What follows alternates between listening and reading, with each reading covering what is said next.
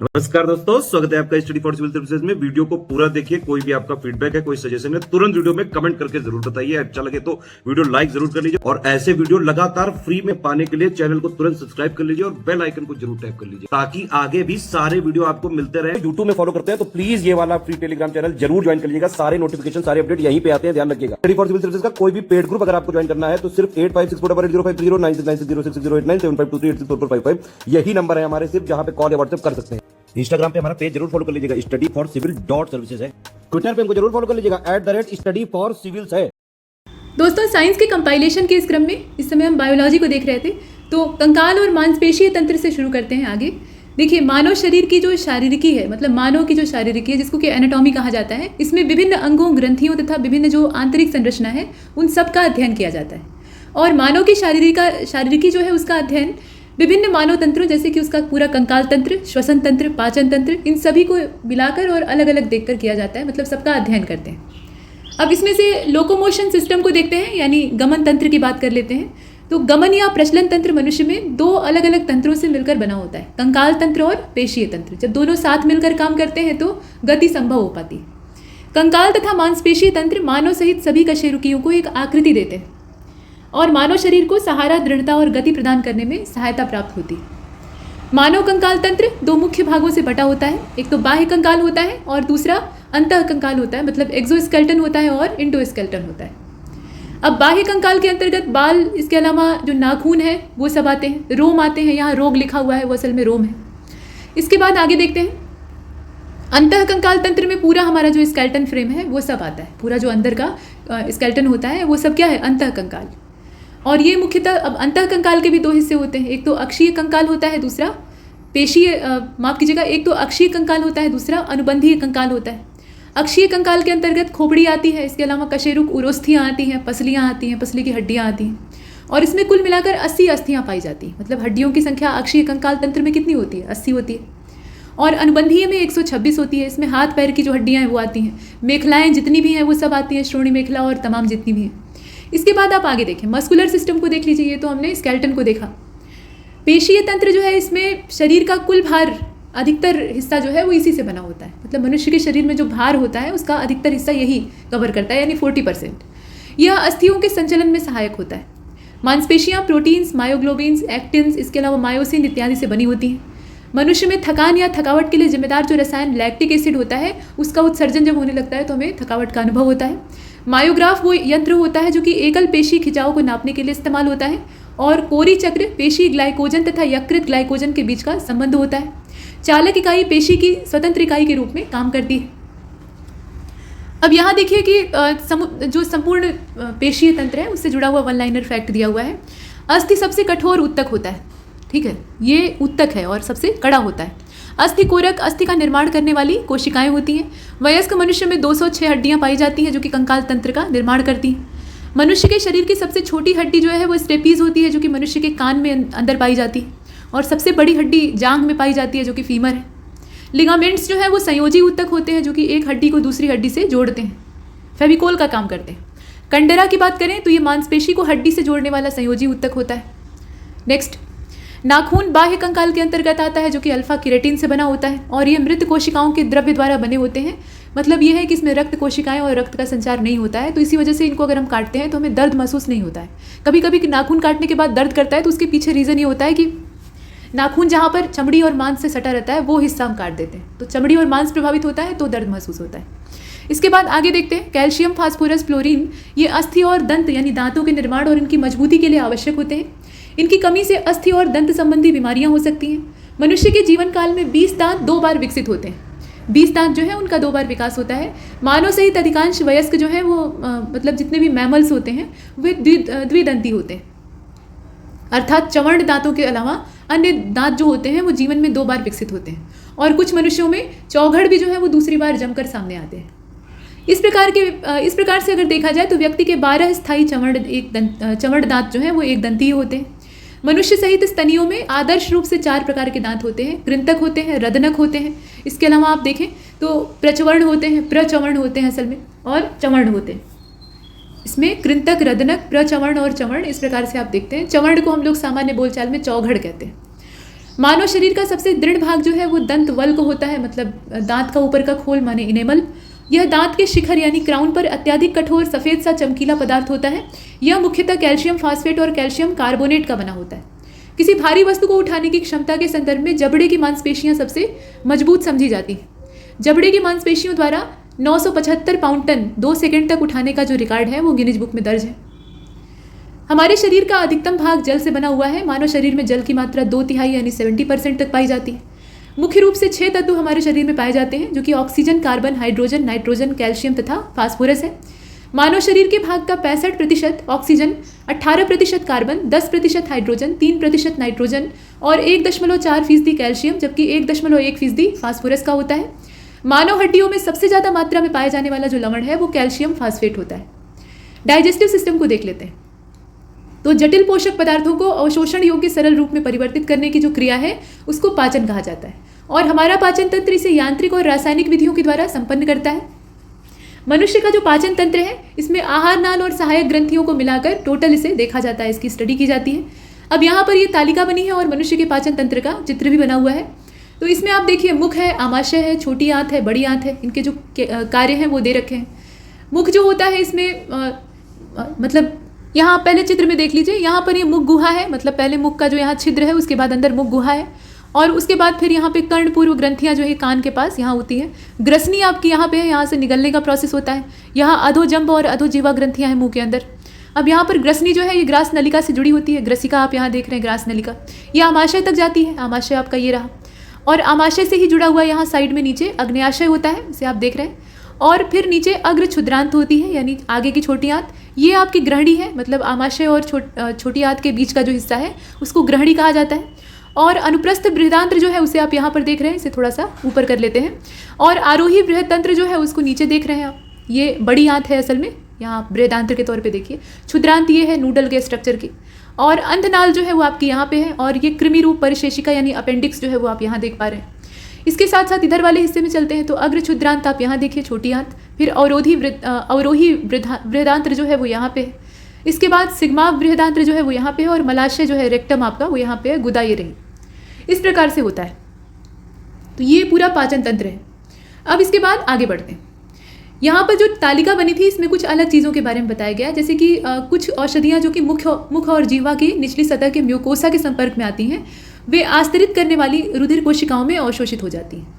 और साथ में ये देखिए कि प्रोटीन, वसा आदि का जो पाचन होता है वो आमाशय में होता है, और शराब का अवशोषण मुख्य रूप से पेट और समीपस्थ आंत के द्वारा किया जाता है।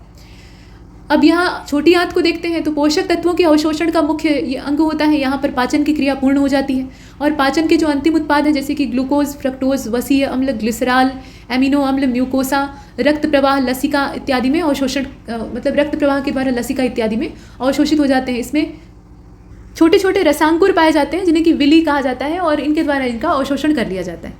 तो ये कुछ चीज़ें हैं। अब इसके बाद आगे चलते हैं, यहाँ से डिटेल में देख लेते हैं। आहार नाल को देखते हैं, एलिमेंट्री कैनाल।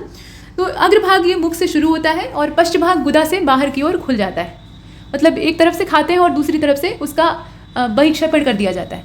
अब मुख जो है ये मुख गुहा में खोलता है, और मुख गुहा में कई दांत और एक पेशी जीवा होती है। यहाँ आमाशय का चित्र बना हुआ है, और इसमें आप देख रहे हैं कि ग्रसिका के साथ ये जुड़ा हुआ है, और ग्रहणी का जो ऊपरी हिस्सा है वो नीचे से आमाशय से अटैच है। ग्रहणी कुछ और नहीं है, ये आमाशय और छोटी आंत का बीच का ज्वाइंट है, और इसमें फंडस, काय और जठर निर्गम इत्यादि है। आमाशय को पूरा देख लेते हैं, यानी स्टमक की बात हो रही है। तो भोजन का यहाँ पर यांत्रिक मंथन होता है, और रासायनिक तौर पे इनका पाचन होता है, मतलब मथ के भोजन को छोटे छोटे टुकड़े में डिसॉल्व किया जाता है, और हाइड्रोक्लोरिक अम्ल का जो उत्सर्जन होता है उससे भोजन का और अच्छे तरीके से विखंडन हो जाता है। और इस प्रकार से मथने के पश्चात जो भोजन तैयार होता है वो होता है लुगदी, जिसे कि काइम कहा जाता है। मतलब पहले लुगदी तैयार होती है जो कि चबाकर हमारे दांतों द्वारा ही आधा काम कर दिया गया रहता है, और बचा हुआ मंथन नीचे आमाशय में पूरा हो जाता है, तो ये बनता है काइम। और हाइड्रोक्लोरिक अम्ल जो है ये भोजन को पचाने में सहायक होता है, और यह अम्ल जो है ये भोजन के साथ आए जीवाणुओं को भी खा पी कर पचा लेता है, मतलब हानिकारक जीवाणुओं को ये और शरीर के अंदर नहीं जाने देता है। तो शरीर का अपना एक प्रतिरक्षा तंत्र है। आमाशय की अंतिम श्लेष्मा अत्यधिक संख्या में अनुदैर्घ्य वलन भी बनाती है, जो कि जठरीय कहलाती है। आमाशय आमाशयी रस में लाइपेज और एमाइलेज एंजाइम का स्रावण करता है, जो कि क्रमशः वसा और स्टार्च को विघटित करते हैं। आमाशय में ज़्यादा HCl का स्रावण ये पेप्टिक अल्सर का कारण बनता है, मतलब ज़्यादा हाइड्रोक्लोरिक एसिड निकलेगा तो आमाशय की दीवारों को नुकसान पहुंचा सकता है। लार का स्रावण लार ग्रंथियों के द्वारा होता है और हल्की अम्लीय प्रवृत्ति की ये होती है, मतलब 6.8 इसका मान होता है, मतलब बहुत मामूली अम्लीय जो नेचर है वो इसमें पाया जाता है और 99.5% इसमें पानी होता है। मनुष्य की मुख गुहा में लगभग 1 से 1.5 लीटर लार का स्रावण प्रतिदिन होता है। इसके बाद आगे चलते हैं। लार भोजन को गीला करने तथा उसकी लुगदी बनाने में सहायक होती है, जिससे उसे आसानी से निगला जा सके। लार में टाइलिन यानी लारी एंजाइम एमाइलेज होता है, जो कि स्टार्च को शर्करा में तोड़ने का काम करता है। नेक्स्ट, यहाँ पर देखिए विटामिन जो है, मतलब कैरोटीन जो है वो विटामिन है, पेप्सिन जो आपका है वो एंजाइम है। कौन सी चीज़ क्या है ये मालूम होना चाहिए, ऐसे पूछ लिया जाता है। टेस्टोस्टेरोन और प्रोजेस्टेरोन ये हार्मोन है। केराटिन जो है ये एक तरह का प्रोटीन होता है। स्टार्च का पाचन ये टाइलिन के द्वारा किया जाता है। प्रोटीन का पाचन पेप्सिन के द्वारा किया जाता है। रेनिन जो है ये रक्त में जो एंटी ओटेंसिनोजन होता है, इनको एंजियोटेंसिन में कन्वर्ट करने का काम करता है। ये कुछ इनके काम इत्यादि हैं। और रेनिन जो होता है ये एक प्रोटियोलाइटिक एंजाइम होता है, जो कि शिशु के, मतलब छोटे जो नवजात शिशु होते हैं उनके पेट में पाया जाता है, जो कि दूध का स्कंदन करके उसे पचाने में सहायता करता है और समय के साथ ये मनुष्य के उदर से विलुप्त हो जाते हैं। इसके बाद ऑक्सीटोसिन को देख लेते हैं। तो गर्भाशय की जो मसृण पेशियाँ होती हैं, मतलब स्मूथ मसल्स होती हैं, उनमें सिकुड़न को ये पैदा करता है, मतलब कॉन्ट्रैक्शन पैदा करता है। इसके बाद आगे चलते हैं, अग्न्याशय को देख लेते हैं। तो मानव शरीर की ये दूसरी सबसे बड़ी ग्रंथि है और ये एक मिश्रित ग्रंथि होती है, जिसमें कि अंतःस्रावी यानी एंडोक्राइन और एक्सोक्राइन यानी बहिस्रावी दोनों प्रकार के हिस्से पाए जाते हैं। इसके जो हार्मोन और पाचक रस हैं वो पाचन में सहायता करते हैं और इसका जो पाचक रस होता है उसको अग्न्याशयी रस कहते हैं। ये क्षारीय प्रवृत्ति का होता है। अब पित्त रस को देख लीजिए। तो ये पीले हरे या हरे नीले रंग का क्षारीय पदार्थ होता है। pH = 7.6 to 6.8 इतना इसका pH मान होता है, क्षारीय प्रवृत्ति है। और इसमें आप देखें इनका भंडारण जो है वो गाल ब्लैडर में होता है और मनुष्य में प्रतिदिन 800 से लेकर 1000 मिलीलीटर पित्त का स्रावण होता है। पित्त में कोई पाचक एंजाइम नहीं होता है, फिर भी लिपिड्स के पाचन में यह अवशोषण इत्यादि करने में सहायक होता है और वसा का पायसीकरण करके इमल्सीकरण करने का, मतलब इमल्सीकरण में ये सहयोगी होता है, तो पाचन में ये योगदान देता है। इसके बाद देखिए लिपिड्स। तो लिपिड्स के पाचन में लाइपेज नाम का जो एंजाइम है वो मुख्य भूमिका निभाता है। इसमें कार्बोहाइड्रेट, वसा और प्रोटीन को पचाने के लिए एंजाइम्स होते हैं, इसलिए इसे पूर्ण पाचक रस कहा जाता है। ट्रिप्सिन नामक एंजाइम का स्राव अग्न्याशय के द्वारा किया जाता है, जो कि प्रोटीन को पॉलीपेप्टाइड में कन्वर्ट कर देता है। मानव शरीर में क्षुद्रांत या छोटी आंत आहार नाल का एक हिस्सा होती है, जो कि आमाशय या बड़ी आंत के आमाशय तथा बड़ी आंत के बीच में स्थित होती है और अधिकांश भोजन का पाचन यहीं पर होता है। पचे हुए भोजन का अवशोषण कर लिया जाता है और यह ग्रहणी और मध्यांत्र तथा शेषांत्र में विभेदित होती है। मतलब ग्रहणी भी जो है ये छोटी आंत का शुरुआती हिस्सा ही माना जाता है और इसकी टोटल लंबाई 25 सेंटीमीटर, 2.5 मीटर और 3.5 मीटर होती है। इसके बाद आगे चलते हैं। क्रमशः का मतलब यहाँ पे ग्रहणी, मध्यांत्र और शेषांत्र की बात हो रही है, तो टोटल मिलाकर आप जोड़ सकते हैं कि कितनी लंबाई होगी। एमाइलेज एक एंजाइम होता है जिसका स्राव लार ग्रंथियों तथा अग्न्याशय द्वारा किया जाता है, जो कि भोजन में उपस्थित मंड को जल अपघटन के द्वारा माल्टोज में कन्वर्ट करता है, जो कि बाद में ग्लूकोज के अणुओं में टूट जाते हैं। यकृत की बात करते हैं तो मानव शरीर की ये सबसे बड़ी ग्रंथि होती है और यह उदर गुहा में तंतुपट अर्थात जो डायाफ्राम होता है उसके ठीक नीचे आंत्रयोजनी अर्थात मिसेंट्री से संयुक्त गहरे लाल भूरे रंग का होता है। इसका वजन करीब 1.5 किलो होता है और ये फिर से विकसित होने की क्षमता रखता है। इसके अंदर रीग्रोथ की प्रॉपर्टीज़ पाई जाती हैं। अगर इसका एक बड़ा हिस्सा काट के निकाल भी दिया जाए तो ये धीरे धीरे करके फिर से विकसित होते हुए अपने पुराने आकार में लौट आएगा। बाकी शरीर के अंगों के साथ ऐसा नहीं होता है। अब इसके साथ देखें आगे एंजाइम। तो एंजाइम मुख्यतः प्रोटीन होते हैं जो कि बायो उत्प्रेरक के रूप में जैव रासायनिक क्रियाओं को उत्प्रेरित करते हैं और उनकी गति बढ़ाते हैं। जैसे किसी रासायनिक अभिक्रिया को धीमी गति से किया जा रहा है और हम चाहते हैं कि वो जल्दी संपन्न हो जाए और उसका फायदा हमें मिल जाए, तो उसके लिए हम क्या करते हैं, उसमें उत्प्रेरक का इस्तेमाल करते हैं। तो ये एंजाइम उसी का काम करते हैं। अब यहाँ आप देखें मेटाबॉलिज्म में ये उत्प्रेरक होते हैं। जैव क्रिया में एक विशेष प्रकार के एंजाइम को कार्यों को संपादित करने के लिए इस्तेमाल किया जाता है। ये ताले को खोलने की एक विशेष चाबी की तरह से होते हैं। जाइमेज नाम का जो एंजाइम है ये ग्लूकोज को एथेनॉल में कन्वर्ट करता है और ऐसे तमाम एंजाइम। ई कोलाई बैक्टीरिया स्रावित एक एंजाइम, यहाँ आप देख रहे हैं ई कोलाई जो बैक्टीरिया है इससे स्रावित होने वाले एंजाइम में एंडोन्यूक्लियस सेकेंड या EcoR2 होता है, जो कि DNA को विभिन्न स्थानों से काटने के लिए इस्तेमाल होता है और ये प्रतिबंधित है। इसके बाद देखें सेक्रेटिन। सेक्रेटिन जो है ये हार्मोन, मतलब पहली चीज़ तो ये हार्मोन है, ये जानिए। और इसका स्रावण कायम की अम्लीयता से प्रोत्साहित होता है, जो कि जठरीय स्रावण को रोकता है। क्षुद्रांत के द्वारा एंटेरोगैस्ट्रॉन नाम का हार्मोन जो है वो स्रावित होता है और ट्रिप्सिन नाम का एंजाइम जो है इसका स्राव अग्न्याशय के द्वारा किया जाता है, जो कि प्रोटीन और अमीनो अम्लों में परिवर्तन के लिए उत्प्रेरक का काम करता है। ध्यातव्य है कि अग्न्याशय एक मिश्रित ग्रंथि है जिसमें कि हार्मोन तथा पाचक रस का स्रावण होता है। पाचक रस क्षारीय प्रवृत्ति के होते हैं और इन्हें अग्न्याशयी रस भी कहा जाता है। स्टार्च का पाचन मुख गुहा और छोटी आंत में होता है और ग्रहणी में समाप्त हो जाता है ये। और शरीर में कैल्शियम का अवशोषण या विटामिन डी की उपस्थिति में ज़्यादा बढ़ जाता है। ये कुछ फुटकर चीज़ें हमने यहाँ पर देखी। श्वसन तथा परिसंचरण तंत्र को देख लेते हैं। तो श्वसन के अंगों की अगर बात करें तो प्राणियों के विभिन्न वर्गों के बीच श्वसन की क्रियाविधि उनके निवास और संगठन के हिसाब से बदलती रहती है। निम्न अकशेरुकी जैसे कि स्पंज, सिलेंट्रेटा, चपटे, कृमि इत्यादि, इसमें ऑक्सीजन और कार्बन डाइऑक्साइड का जो लेन देन है वह अपने पूरे शरीर की सतह से सरल विसरण के द्वारा वो कर लेते हैं। केचुए अपनी आर्द्र क्यूटिकल को श्वसन के लिए इस्तेमाल करते हैं।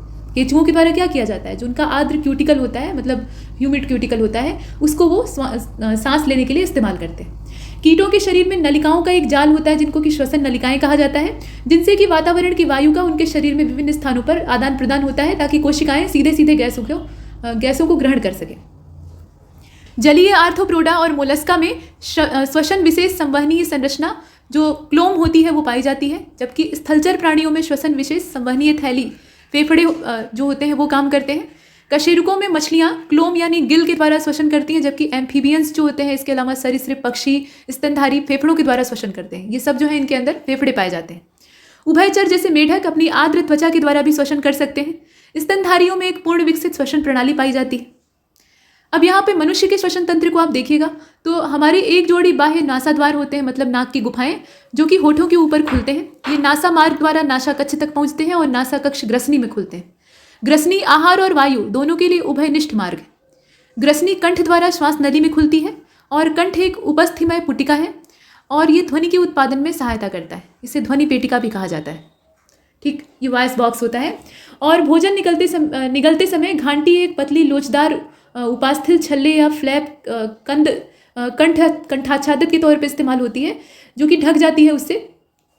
मतलब कहने का तात्पर्य यह है कि जब हम भोजन निगलते हैं तो क्यों नहीं वो श्वास नली में पहुंच जाता है। तो यहाँ पर जो घांटी होती है, घांटी का मतलब यहाँ पे जो उभयनिष्ठ मार्ग है, मतलब श्वसन नलिका में जाने का रास्ता है, तो वहाँ पर एक पतला सा कंठाच्छादित होता है, मतलब एक पतली लेयर होती है जो कि आहार ग्रसनी से कंठ में प्रवेश न कर पाए, इसके लिए काम करती है। इसके बाद श्वसनिकाओं और कूपिकाओं का शाखित जाल जो है ये फेफड़ों की रचना करता है। हमारे 2 फेफड़े हैं जो कि द्विस्तरीय फुफ्फुसा आवरण इससे ढके रहते हैं, जिनके बीच फुफ्फुसा आवरणीय द्रव जो है वो भरा होता है। यह फेफड़े की सतह पर घर्षण को कम करता है। ये हम जो चित्र देख रहे हैं इसमें फेफड़े बने हुए हैं और ये डायफ्राम आप बीच में देख रहे हैं। ये पूरा स्ट्रक्चर है। यहाँ पे कंठ आच्छादित है और इसके बाद यहाँ पे कंठ है, ये वाला हिस्सा, ये श्वास नली है और ये उपास्थि वलय है जो छल्ले आप देख पा रहे हैं। श्वसनी आपकी यहाँ पे है और पसली का कटा हुआ जो आखिरी छोर है उसे आप यहाँ पे देखिए। फेफड़ा आपका ये रहा और फुफ्फुसा आवरणी जो झिल्ली होती है वो यहाँ दी हुई है। कूपिकाएँ हैं, ये अंदर जो शाखाओं जैसा आप देख रहे हैं ना, पत्ती जैसी संरचना, वो कूपिका है। और पूरा जो लिक्विड यहाँ भरा हुआ है फुफ्फुसावरणीय द्रव और साथ में श्वसनी, नीचे आपका डायफ्राम है। तो ये एक आरेखीय दृश्य है जिसमें कि फेफड़े के अनुप्रस्थ काट को, बाएं फेफड़े के अनुप्रस्थ काट को दर्शाया गया है। इसके बाद आगे चलते हैं। यहाँ आप देखिए कि कुछ और इंपॉर्टेंट फैक्ट दिए हुए हैं, जैसे कि फेफड़ों या फुफ्फुस द्वारा, मतलब लंग्स के द्वारा गैसों का आदान प्रदान होता है और यह मानव सहित यहाँ होना चाहिए था असल में, समस्त स्तनधारियों के श्वसन तंत्र में महत्वपूर्ण भूमिका निभाते हैं। इसलिए इनके अंदर जो श्वसन की क्रियाएं होती हैं, मतलब मनुष्य के अंदर भी और बाकी इस तरह के अन्य जीवों के अंदर भी, तो उन्हें फुफ्फुसीय श्वसन के अंतर्गत रखा जाता है। श्वसन एक जैविक क्रिया है और ये जो जैविक क्रिया है इसमें अंतःश्वास और उच्छ्वास का महत्व होता है। क्रियाओं के दौरान वायुमंडल में उपस्थित गैसें यथा नाइट्रोजन, कार्बन डाइऑक्साइड, माफ कीजिएगा, नाइट्रोजन, ऑक्सीजन, कार्बन डाइऑक्साइड, जलवाष्प इत्यादि प्रयुक्त होते हैं। इन क्रियाओं में अंतःश्वास और उच्छ्वास के दौरान सामान्यतः नाइट्रोजन की मात्रा जो होती है वो अपरिवर्तित रहती है। मानव शरीर में ऑक्सीजन अंतःश्वसन के द्वारा मनुष्य क्या करता है, ऑक्सीजन को अंदर खींचता है, तो अंतःश्वसन के द्वारा फेफड़ों तक पहुंचती है और फेफड़ों में ही वायु कोष्ठक पाए जाते हैं जो कि रुधिर कोशिकाओं के द्वारा घिरे रहते हैं।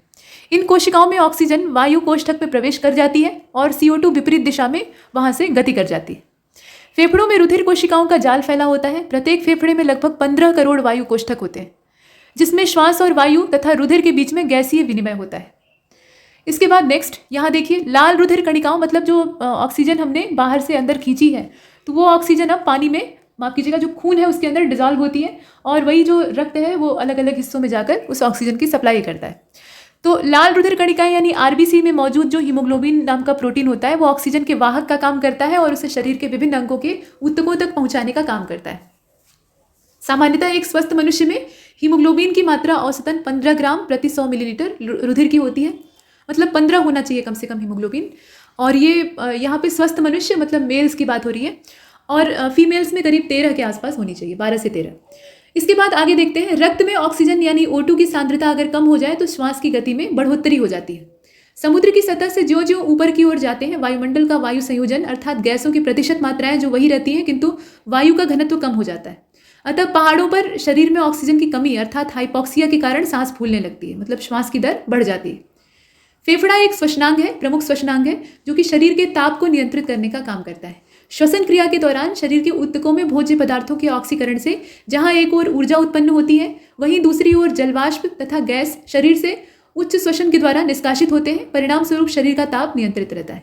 मतलब अंदर जो ऑक्सीकरण की प्रक्रिया होती है उससे प्रचुर मात्रा में ऊर्जा रिलीज होती है। तो इसका मतलब यह है कि शरीर अंदर से गर्म होकर फट जाना चाहिए, लेकिन ऐसा नहीं होता है। जलवाष्प और गैस जो है वो शरीर से बाहर निकलकर उस गर्मी को नियंत्रित कर लेते हैं, तो एक औसत तापमान बना रहता है। इसके बाद आगे चलते हैं। मनुष्य की वक्ष गुहा में 2 फेफड़े होते हैं जो कि फुफ्फुसा आवरण या फ्लूरल मेम्ब्रेन के द्वारा घिरे होते हैं। दायां फेफड़ा बाएं फेफड़े से थोड़ा सा बड़ा होता है और चौड़ा होता है, लेकिन लंबाई में वो छोटा होता है। कार्बन डाइऑक्साइड की अधिकतम मात्रा रक्त में बाइकार्बोनेट मतलब लगभग 70 से 75% के रूप में शरीर में स्थानांतरित होती है। बाकी अगर देखा जाए तो कार्बोक्सी हीमोग्लोबिन के रूप में स्थानांतरित होती है। एक स्वस्थ व्यक्ति में हवा भरने के लिए फेफड़ों की क्षमता 600 मिलीलीटर या फिर 6 लीटर की होती है। अब यहाँ पर आप सर्कुलेटरी सिस्टम को देखिए, यानी हृदय के बारे में देखने की आवश्यकता है। तो पहले पढ़ेंगे परिसंचरण तंत्र, जिसकी खोज विलियम हार्वे ने की थी, 1628 में की थी। परिसंचरण तंत्र 2 प्रकार का होता है, एक तो बंद परिसंचरण तंत्र होता है, दूसरा खुला होता है। बंद परिसंचरण तंत्र के अंतर्गत हृदय तथा रुधिर वाहिनियाँ ये सब आते हैं, और खुला परिसंचरण तंत्र जो है उसे भी हम देखेंगे। फिलहाल यहाँ मनुष्य का जो रक्त परिसंचरण तंत्र है उसको दर्शाया गया। हृदय जो है ये मनुष्य की छाती में थोड़ा सा बाईं ओर झुका हुआ, मतलब लगभग मध्य में होता है, हल्का सा बाईं ओर होता है। तो ये एक पेशी ऊतक है, मतलब पेशी ऊतकों से बना हुआ अंग है, और इसे हृदय मतलब ये चारों ओर से एक आवरण के द्वारा घिरा हुआ होता है जिसे कि हृदय आवरण कहते हैं। और इसमें पेरिकार्डियल नाम का जो लिक्विड है वो भरा होता है, जो कि बाहरी आघातों से हृदय की रक्षा करता है। हृदय एक मोटा पेशीय संकुचनशील स्वतः पंपिंग अंग है, और इसका वह भाग जो शरीर के ऊतकों से रुधिर ग्रहण करता है उसे आलिंद कहते हैं, तथा हृदय का वह भाग जो कि ऊतकों में रुधिर पंप करता है उसको निलय कहते हैं। एक सामान्य मनुष्य के हृदय का वजन लगभग 250 से 300 ग्राम होता है। सामान्यतः मनुष्य का हृदय प्रति मिनट 72 से 75 बार धड़कता है। हृदय में एक स्पंदन यानी बीट जो है उसकी समाप्ति से लेकर अगले स्पंदन की समाप्ति तक एक हृदयी चक्र यानी कार्डियक साइकिल होता है। हृदय 4 प्रमुख कक्षों में विभाजित होता है। 2 ऊपरी कक्षों को दायां और बायां आलिंद कहते हैं, और 2 निचले कक्षों को दायां और बायां निलय कहते हैं। हृदय में ऐसी कोशिकाएं होती हैं जो कि विद्युत तरंगें उत्पन्न करती हैं, इन्हें पेसमेकर कोशिकाएं कहा जाता है। हृदय स्पंदन इन्हीं विद्युतीय तरंगों के द्वारा निष्पादित होता है। अब यहाँ आप देखिए, ये चित्र बना हुआ है और इसमें पूरा हृदय का जो अंदर का हिस्सा है उसको दिखाया गया है। तो इसमें आप देखिए ये महाधमनी है, ये वाली, ठीक है, ये वाला जो है ये महाधमनी है, ये महाशिरा है, ये फुफ्फुसीय धमनी है, और ये फुफ्फुसीय शिराएं यहाँ पे दिखाया गया है। ये आपका बायां आलिंद है, और ये जो है ये हिस बंडल है, ये आप देख पा रहे हैं। साथ में ये बायां निलय है, ये अंतर निलयी पट्टिकाएं हैं, यहाँ देख सकते हैं आप। ये आपका दाहिना आलिंद है यहाँ पे, और ये आलिंद की निचली गांठ है। इसके बाद नीचे दायां जो निलय है उसे आप देख पा रहे हैं, ये वाला हिस्सा। तो इस प्रकार से बायां आलिंद, दायां आलिंद और इसके अलावा निलय जो है उन्हें हमने देखा, और शिराओं और धमनियों को भी देखा। ये हृदय है। इसके बाद आगे बढ़ते हैं, इसे छोटा कर लेते हैं। यहाँ देखिए और भी चीज़ें हैं, जैसे रक्त परिसंचरण तंत्र की बात कर रहे हैं तो रक्त के बिना काम ही नहीं चलेगा। ये एक तरल संयोजी ऊतक होता है जो कि क्षारीय होता है प्रवृत्ति से, और इसका pH मान 7.4 होता है। वयस्क मनुष्य में 5 से 6 लीटर रक्त पाया जाता है। पुरुषों की तुलना में महिलाओं में 1 लीटर रक्त कम होता है। रक्त ग्लूकोज स्तर मिलीग्राम प्रति डेसीमीटर में व्यक्त किया जाता है, और रक्त में ग्लूकोज की सामान्य मात्रा 100 मिलीग्राम प्रति डेसीलीटर होती है। यहाँ पे देखिए ये डेसीलीटर होगा, न कि डेसीमीटर। इसके बाद नेक्स्ट, रक्त ग्लूकोज के नियमन के लिए अग्न्याशय से इंसुलिन नाम का जो हार्मोन है वो निकलता है, और इस हार्मोन की कमी के कारण रक्त में ग्लूकोज की मात्रा ज़्यादा हो जाती है, तो मधुमेह रोग होने की आशंका बढ़ जाती है। रक्त में लाल रंग के ऑक्सी हीमोग्लोबिन युक्त रुधिर कणिकाओं के कारण यानी आरबीसी के कारण जो रंग है वो दिखाई देता है। मतलब ये जो हीमोग्लोबिन वर्णक है इसकी वजह से ये लाल रंग की दिखाई देती है। लाल रक्त कणिकाएं अस्थि मज्जा यानी बोन मैरो में विकसित होती हैं। इनका जीवन काल 120 दिनों का होता है। और तिल्ली या प्लीहा जो स्प्लीन कही जाती है, ये पुरानी रक्त कणिकाओं को नष्ट करने का काम करती है। श्वेत रक्त कणिकाओं की बात करें तो ये मुख्यतः दो प्रकार की होती है, एक तो कणिकामय होती है, दूसरी कणिका विहीन होती है। अब यहाँ पर कुछ वन लाइनर फैक्ट दिया है, जैसे कि रोगों के प्रति प्रतिरक्षा प्रदान करने का काम ये श्वेत रक्त कणिकाएं करती हैं। प्लेटलेट्स का योगदान रक्त के थक्के बनाने में होता है। एक सामान्य मनुष्य में लाल रक्त कणिकाएं यानी आरबीसी जो है ये लगभग 54 लाख प्रति घन मिलीमीटर रक्त के तौर पे देखी जाती है। और श्वेत रक्त कणिकाएं डब्ल्यूबीसी लगभग 5000 से 11000 प्रति घन मिलीमीटर रक्त होती हैं। इसमें सर्वाधिक मात्रा में न्यूट्रोफिल्स और ये कुल डब्ल्यूबीसी का कितना होते हैं तो 60 से 70% ये पाए जाते हैं, और सबसे कम इसमें बेसोफिल्स पाए जाते हैं। ये आपने देखा। आकार में सबसे बड़ी जो वाइट ब्लड सेल्स होती हैं वो मोनोसाइट्स हैं। प्लेटलेट्स की संख्या 1.5 लाख प्रति घन मिलीमीटर रक्त में पाई जाती है। ये सब चीज़ें देखने के बाद आगे बढ़ते हैं। तो यहाँ देखिए, उम्र बढ़ने के साथ साथ मानव का रक्तदाब बढ़ जाता है और मनुष्य का औसत रक्तचाप जो है वो 120 से 80 मतलब 120-80 होता है, सिस्टोलिक डायस्टोलिक। इसमें सिस्टोलिक और डायस्टोलिक दोनों को रखा जाता है। इसके बाद प्लाज्मा में लगभग 91 से लेकर 92% पानी होता है। शेष 8 से 9% जो अन्य चीज़ें हैं मतलब कार्बनिक पदार्थ वो पाए जाते हैं। धमनियों में रक्त दाब की दो अवस्थाएं होती हैं। पहले को प्रकुंचन दाब कहा जाता है, दूसरे को प्रसारण दाब कहा जाता है। सामान्य तौर पर प्रकुंचन दाब 120 मिलीमीटर मरकरी होता है, माफ़ कीजिएगा 120 मिलीलीटर मरकरी होता है, और प्रसारण दाब जो है वो 80 मिलीलीटर मरकरी होता है। रक्तदाब को डॉक्टर स्फिग्मोमैनोमीटर नाम के यंत्र के द्वारा नापता है। अब यहाँ 1900 ईस्वी की बात हो रही है, तो ऑस्ट्रिया के एक जीव वैज्ञानिक थे और चिकित्सक भी थे। इनका नाम था लैंडस्टीनर, कार्ल लैंडस्टीनर। इन्होंने 4 रक्त समूहों का ब्यौरा दिया, ए बी और मतलब ए ब्लड ग्रुप, बी और उसके बाद ए बी और ओ। तो लैंडस्टीनर, वीनर और रीसस, यहाँ देख लीजिए, यहाँ पे कहा गया कि लैंडस्टीनर और वीनर के द्वारा रीसस बंदर के रक्त में RH फैक्टर की खोज बाद में की गई थी। इसमें लैंडस्टीनर का भी योगदान था और वीनर नाम के साइंटिस्ट थे, वो भी इसमें इंक्लूड थे। फिटकरी एक रंगहीन क्रिस्टलीय पदार्थ है जिसमें कि एल्यूमिनियम के आयन होते हैं जो कि अत्यधिक स्कंदन शक्ति वाले होते हैं और ये खून के बहने को रोक सकते हैं, मतलब रक्त प्रवाह को रोकने में इस्तेमाल किए जाते हैं।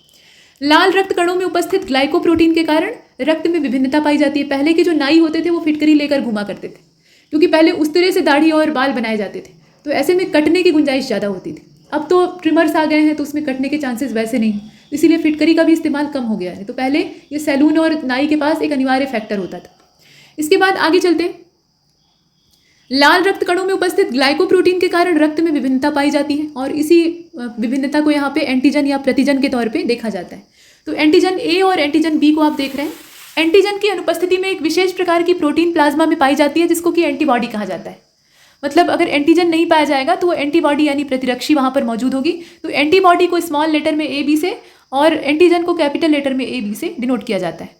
अब रुधिर वर्ग ए जो है उसमें एंटीजन ए और एंटीबॉडी बी होता है, यहाँ देखिए। जबकि रुधिर वर्ग बी में एंटीजन बी होता है और एंटीबॉडी ए होता है। रुधिर वर्ग ए बी में एंटीजन ए और बी दोनों होते हैं लेकिन एंटीबॉडी नहीं पाया जाता है। यही वजह है कि ये सभी से ले सकता है। और रुधिर वर्ग ओ में ठीक उल्टा होता है, एंटीजन ही नहीं पाए जाते हैं लेकिन एंटीबॉडी दोनों होते हैं, ए और बी, इसीलिए ये सबको दे सकता है। तो सर्वग्राही कौन है? ए बी है और सर्वदाता जो है वो ओ है। इसके बाद आगे चलते हैं। किसी शरीर में बाहर से रक्त चढ़ाने में रक्त समूह का विशेष महत्व होता है और मतलब समान रक्त समूह का ही रक्त चढ़ेगा या फिर ओ का चढ़ेगा। तो यहाँ रक्तदाता समूह दिया हुआ है, कौन कौन से समूह से प्राप्त कर सकता है। तो ए वाला जो है वो ए से प्राप्त कर सकता है, बी और ए बी से नहीं प्राप्त कर सकता है।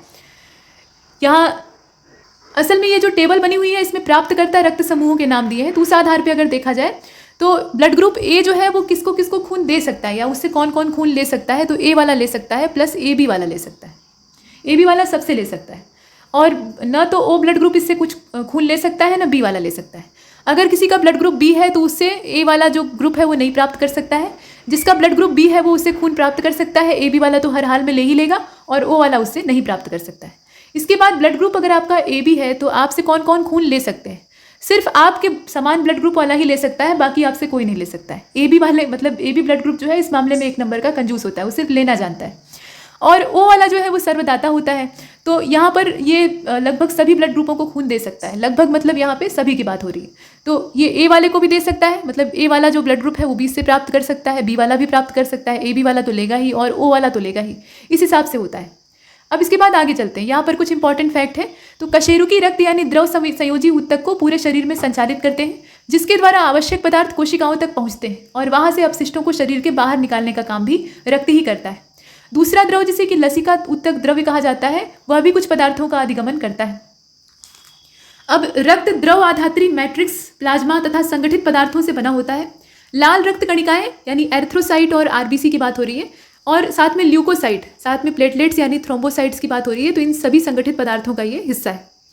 मानव रक्त समूह 4 प्रकार के हैं, ए बी मतलब ए तथा बी और ए बी और ओ, और इनका वर्गीकरण करके इसे 2 एंटीजन और 2 एंटीबॉडी के तौर पे परिभाषित किया गया है कि किसमें एंटीजन पाया जाता है, किसमें एंटीबॉडी पाई जाती है, ये वाला। दूसरा वर्गीकरण लाल रुधिर कणिकाओं की सतह पर RH फैक्टर की उपस्थिति या अनुपस्थिति की वजह से किया जाता है। ऊतक की कोशिकाओं के बीच में एक द्रव पाया जाता है जिसको कि ऊतक द्रव कहते हैं। इस द्रव को लसिका भी कहते हैं। यहाँ ध्यान से देखिएगा, इसी द्रव को लसिका भी कहते हैं, जो कि रक्त के समान ही होता है, परंतु इसमें प्रोटीन उतना नहीं पाया जाता है तथा संगठित पदार्थ भी नहीं होते। सभी कशेरुकियों तथा कुछ अकशेरुकियों में बंद परिसंचरण तंत्र पाया जाता है। अब यहाँ पे मानव के उत्सर्जन तंत्र और तंत्रिका तंत्र को देख लीजिए। तो उत्सर्जन तंत्र में एक जोड़ी वृक्क मनुष्य में पाए जाते हैं, मतलब 2 किडनियाँ होती हैं, और एक जोड़ी मूत्र नलिका होती है, और एक मूत्राशय होता है, एक मूत्रमार्ग होता है। ये पूरा आपका जो है ये उत्सर्जन तंत्र है। वृक्क जो होते हैं ये सेम के बीज की आकृति के होते हैं, गहरे भूरे या लाल रंग के होते हैं, और ये अंतिम बक्षीय और तीसरी जो कटी कशेरुका होती है उसके बीच उदर गुहा में आंतरिक पृष्ठ सतह पर उपस्थित होते हैं।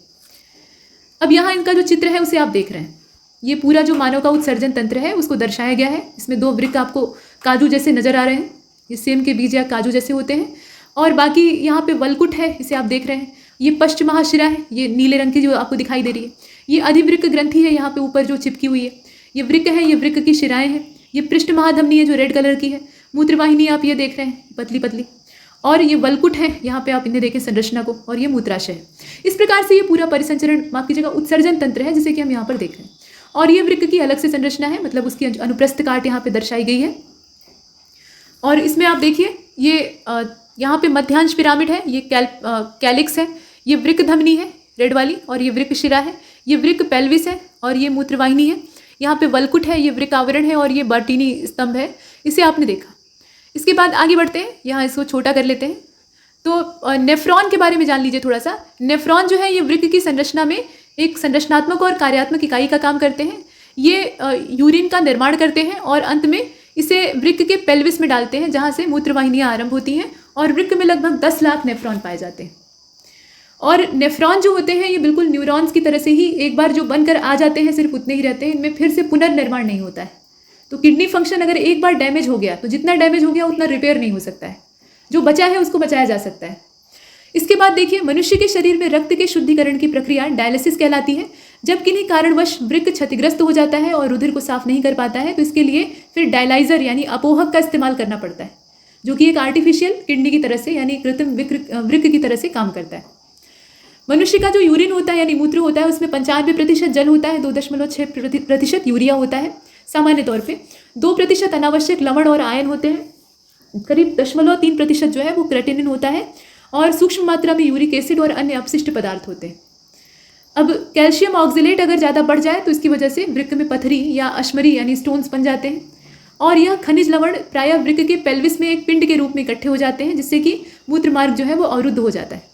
यकृत अल्कोहल में निराविशन के लिए उत्तरदायी होता है, और एक जटिल रासायनिक अभिक्रियाओं के माध्यम से ये हानिकारक तत्वों का निराविशन करता है, मतलब उन्हें उनके विष को खत्म करता है। इसके बाद आगे बढ़ते हैं। त्वचा से अनावश्यक लवण यूरिया आदि पसीने के रूप में बाहर निकलते हैं, और यकृत, त्वचा तथा फेफड़े उत्सर्जन के सहायक अंग हैं, मतलब उत्सर्जन में सहायक अंग हैं। मुख्य जो उत्सर्जित तंत्र है वो तो नीचे वृक्क है हमारा, लेकिन इसमें त्वचा, यकृत और जो फेफड़े हैं वो भी इस प्रकार के काम में सहयोग करते हैं। सामान्य मनुष्य दिन भर में 1.5 लीटर तक मूत्र का उत्सर्जन करता है, और ये हल्के अम्लीय प्रवृत्ति का होता है, मतलब pH मान जो है वो लगभग 6 होता है, तो बहुत ज़्यादा अम्लीय नहीं होता है लेकिन हल्का अम्लीय होता है। यूरोक्रोम की उपस्थिति के कारण इसका रंग हल्का पीला होता है। अब यहाँ जो आप देख रहे हैं ये नेफ्रॉन का एक यहाँ स्ट्रक्चर है, इसमें बोमेन संपुट आप देख पा रहे हैं, हेनले पाश है, अपवाही धमनियाएँ हैं, ये पीले और लाल रंग से दर्शाया गया है। इसमें अभिवाही धमनिका जो है वो मैरून कलर से दिखाई दे रही है आपको, ये चारों ओर से है, और इसके अलावा ग्लोमेकस यानी कोशिका गुच्छ जो है उसको भी आप देख रहे हैं। और आरोही भुजा को देखिए, ये येलो कलर से, अवरोही भुजा जो है इसको इस साइड में देख लीजिए, ये वासा रेक्टा है, ये संग्रह नलिका है, और समीपस्थ संवाहित जो नलिका है उसको आपने देखा, ये हेनले पाश है। तो इस प्रकार से ये पूरा जो नेफ्रॉन का स्ट्रक्चर है इसको हम लोग यहाँ पर देख रहे हैं। इसके बाद आगे चलते हैं। यहाँ पर मूत्र निर्माण के बारे में 3 इकाइयाँ या 3 प्रक्रियाओं को दिखाया गया है। गुच्छीय निस्यंदन होता है, पुनः अवशोषण होता है और जो श्रवण है उसमें वृक्काणु के अलग अलग भागों में ये होता रहता है। तो ये चीज़ें हमने देखी। अभी नर्वस सिस्टम को देख लेते हैं एक बार, तंत्रिका तंत्र को। तो मनुष्य का जो तंत्रिका तंत्र है ये सोचने समझने या किसी चीज़ को याद रखने के साथ साथ विभिन्न अंगों के कार्यों में सामंजस्य या संतुलन स्थापित करने का काम करता है और इसे तंत्रिका तंत्र कहा जाता है। सभी बहुकोशिकीय जंतुओं में ग्राही अंगों द्वारा ग्रहण किए गए उद्दीपनों का अनुभव करने और उन्हें शरीर के विभिन्न भागों में संचारित करने तथा कार्यकर अंगों द्वारा प्रतिक्रियाओं को कार्यान्वित करने वाले तंत्र को तंत्रिका तंत्र कहा जाता है। तंत्रिका तंत्र केवल उच्चतर जंतुओं में पाया जाता है। यह तंत्रिका कोशिकाओं से बने हुए ऊतकों के माध्यम से शरीर की विभिन्न क्रियाओं पर अपना नियंत्रण स्थापित करता है। तंत्रिका ऊतक की इकाई जो है इसको मतलब तंत्रिका ऊतक जो है उसकी एक इकाई को न्यूरॉन कहा जाता है। न्यूरॉन को ही कहते हैं तंत्रिका कोशिका। ये शरीर की सबसे लंबी कोशिकाएं होती हैं और विविध तंत्रिका कोशिकाओं के अक्ष तंतुओं अर्थात इन्हें आप देखिए जो एक्सॉन्स होते हैं या डेंड्राइट्स, इनके बीच में वो संपर्क बिंदु का काम करते हैं जिन्हें कि युग्मानुबंधन या सिनेप्सिस कहा जाता है। ये आपने देखा। संवेदी और अभिवाही तंत्रिका कोशिकाएं यानी जो सेंसरी या अफरेंट न्यूरॉन्स होते हैं ये संवेदागों से चेता प्रेरणाओं को प्राप्त करते हैं और इन्हें केंद्रीय तंत्रिका तंत्र तक पहुंचाते हैं। चालक या अपवाही तंत्रिका कोशिकाएं ये केंद्रीय तंत्रिका तंत्र क्रियान्वयक जो अपवाही अंग हैं उनको आपस में जोड़ने का काम करती हैं, जैसे कि पेशी और ग्रंथि इत्यादि। अब यहाँ पर केंद्रीय तंत्रिका तंत्र को आप देखिए तो इसके अंतर्गत मस्तिष्क तथा मेरुरज्जु या सुषुम्ना आते हैं और यह तंत्र शरीर की विभिन्न क्रियाओं का नियमन और नियंत्रण करता है। परिघीय तंत्रिका तंत्र के अंतर्गत शाखान्वित जो तंत्रिकाएं हैं वो आती हैं जो कि पूरे शरीर में जालवत फैली हुई होती हैं और इसके अंतर्गत क्रैनियल और स्पाइनल ग्रंथियां आती हैं। क्रैनियल तंत्रिकाएं मस्तिष्क से जुड़ी होती हैं और सुषुम्नीय जो स्पाइनल तंत्रिकाएं हैं वो मेरुरज्जु से जुड़ी हुई होती हैं। यहाँ जो आप चित्र देख पा रहे हैं उसमें इन्हीं बातों को दर्शाया गया है। तो यहाँ जो मस्तिष्क का चित्र है इसे देखिए। इसमें प्रमस्तिष्क है, कपाल है मतलब खोपड़ी, इसके अलावा मध्य मस्तिष्क है, मेरुरज्जु है। अब यहाँ पर मस्तिष्क को देखिए तो यह पूरे शरीर तथा स्वयं तंत्रिका तंत्र का नियंत्रण कक्ष होता है। मानव मस्तिष्क अस्थियों का एक खोल पहने रहता है, मतलब उस खोल के अंदर सुरक्षित होता है। इसको क्रेनियस कहा जाता है जो इसे बाहरी आघातों से बचाता है। इसका औसत भार लगभग 1400 ग्राम होता है और इसके चारों ओर मेनिन्जेस नाम का जो आवरण है वो पाया जाता है जो कि 3 स्तरों का बना हुआ होता है। और इस आवरण या झिल्ली की जो सबसे बाहरी परत होती है उसको ड्यूरामेटर कहा जाता है। मध्य परत जो है उसको एरेक्नाइड कहा जाता है और जो अंदर की परत होती है उसको पायामेटर कहा जाता है। अब ये जो पायामेटर है ये ऑक्सीजन और भोज्य पदार्थों को पहुंचाने का काम करता है। मस्तिष्क के भागों को देख लेते हैं।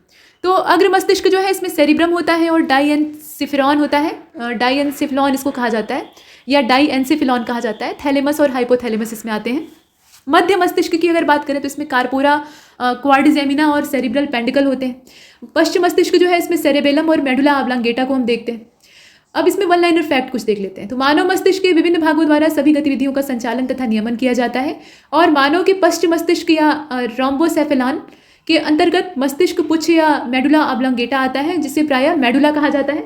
इसकी लंबाई लगभग 3 सेंटीमीटर होती है और ऊपर की ओर ये पोन्स और नीचे की ओर सुषुम्ना यानी स्पाइनल कॉर्ड से जुड़ा हुआ होता है।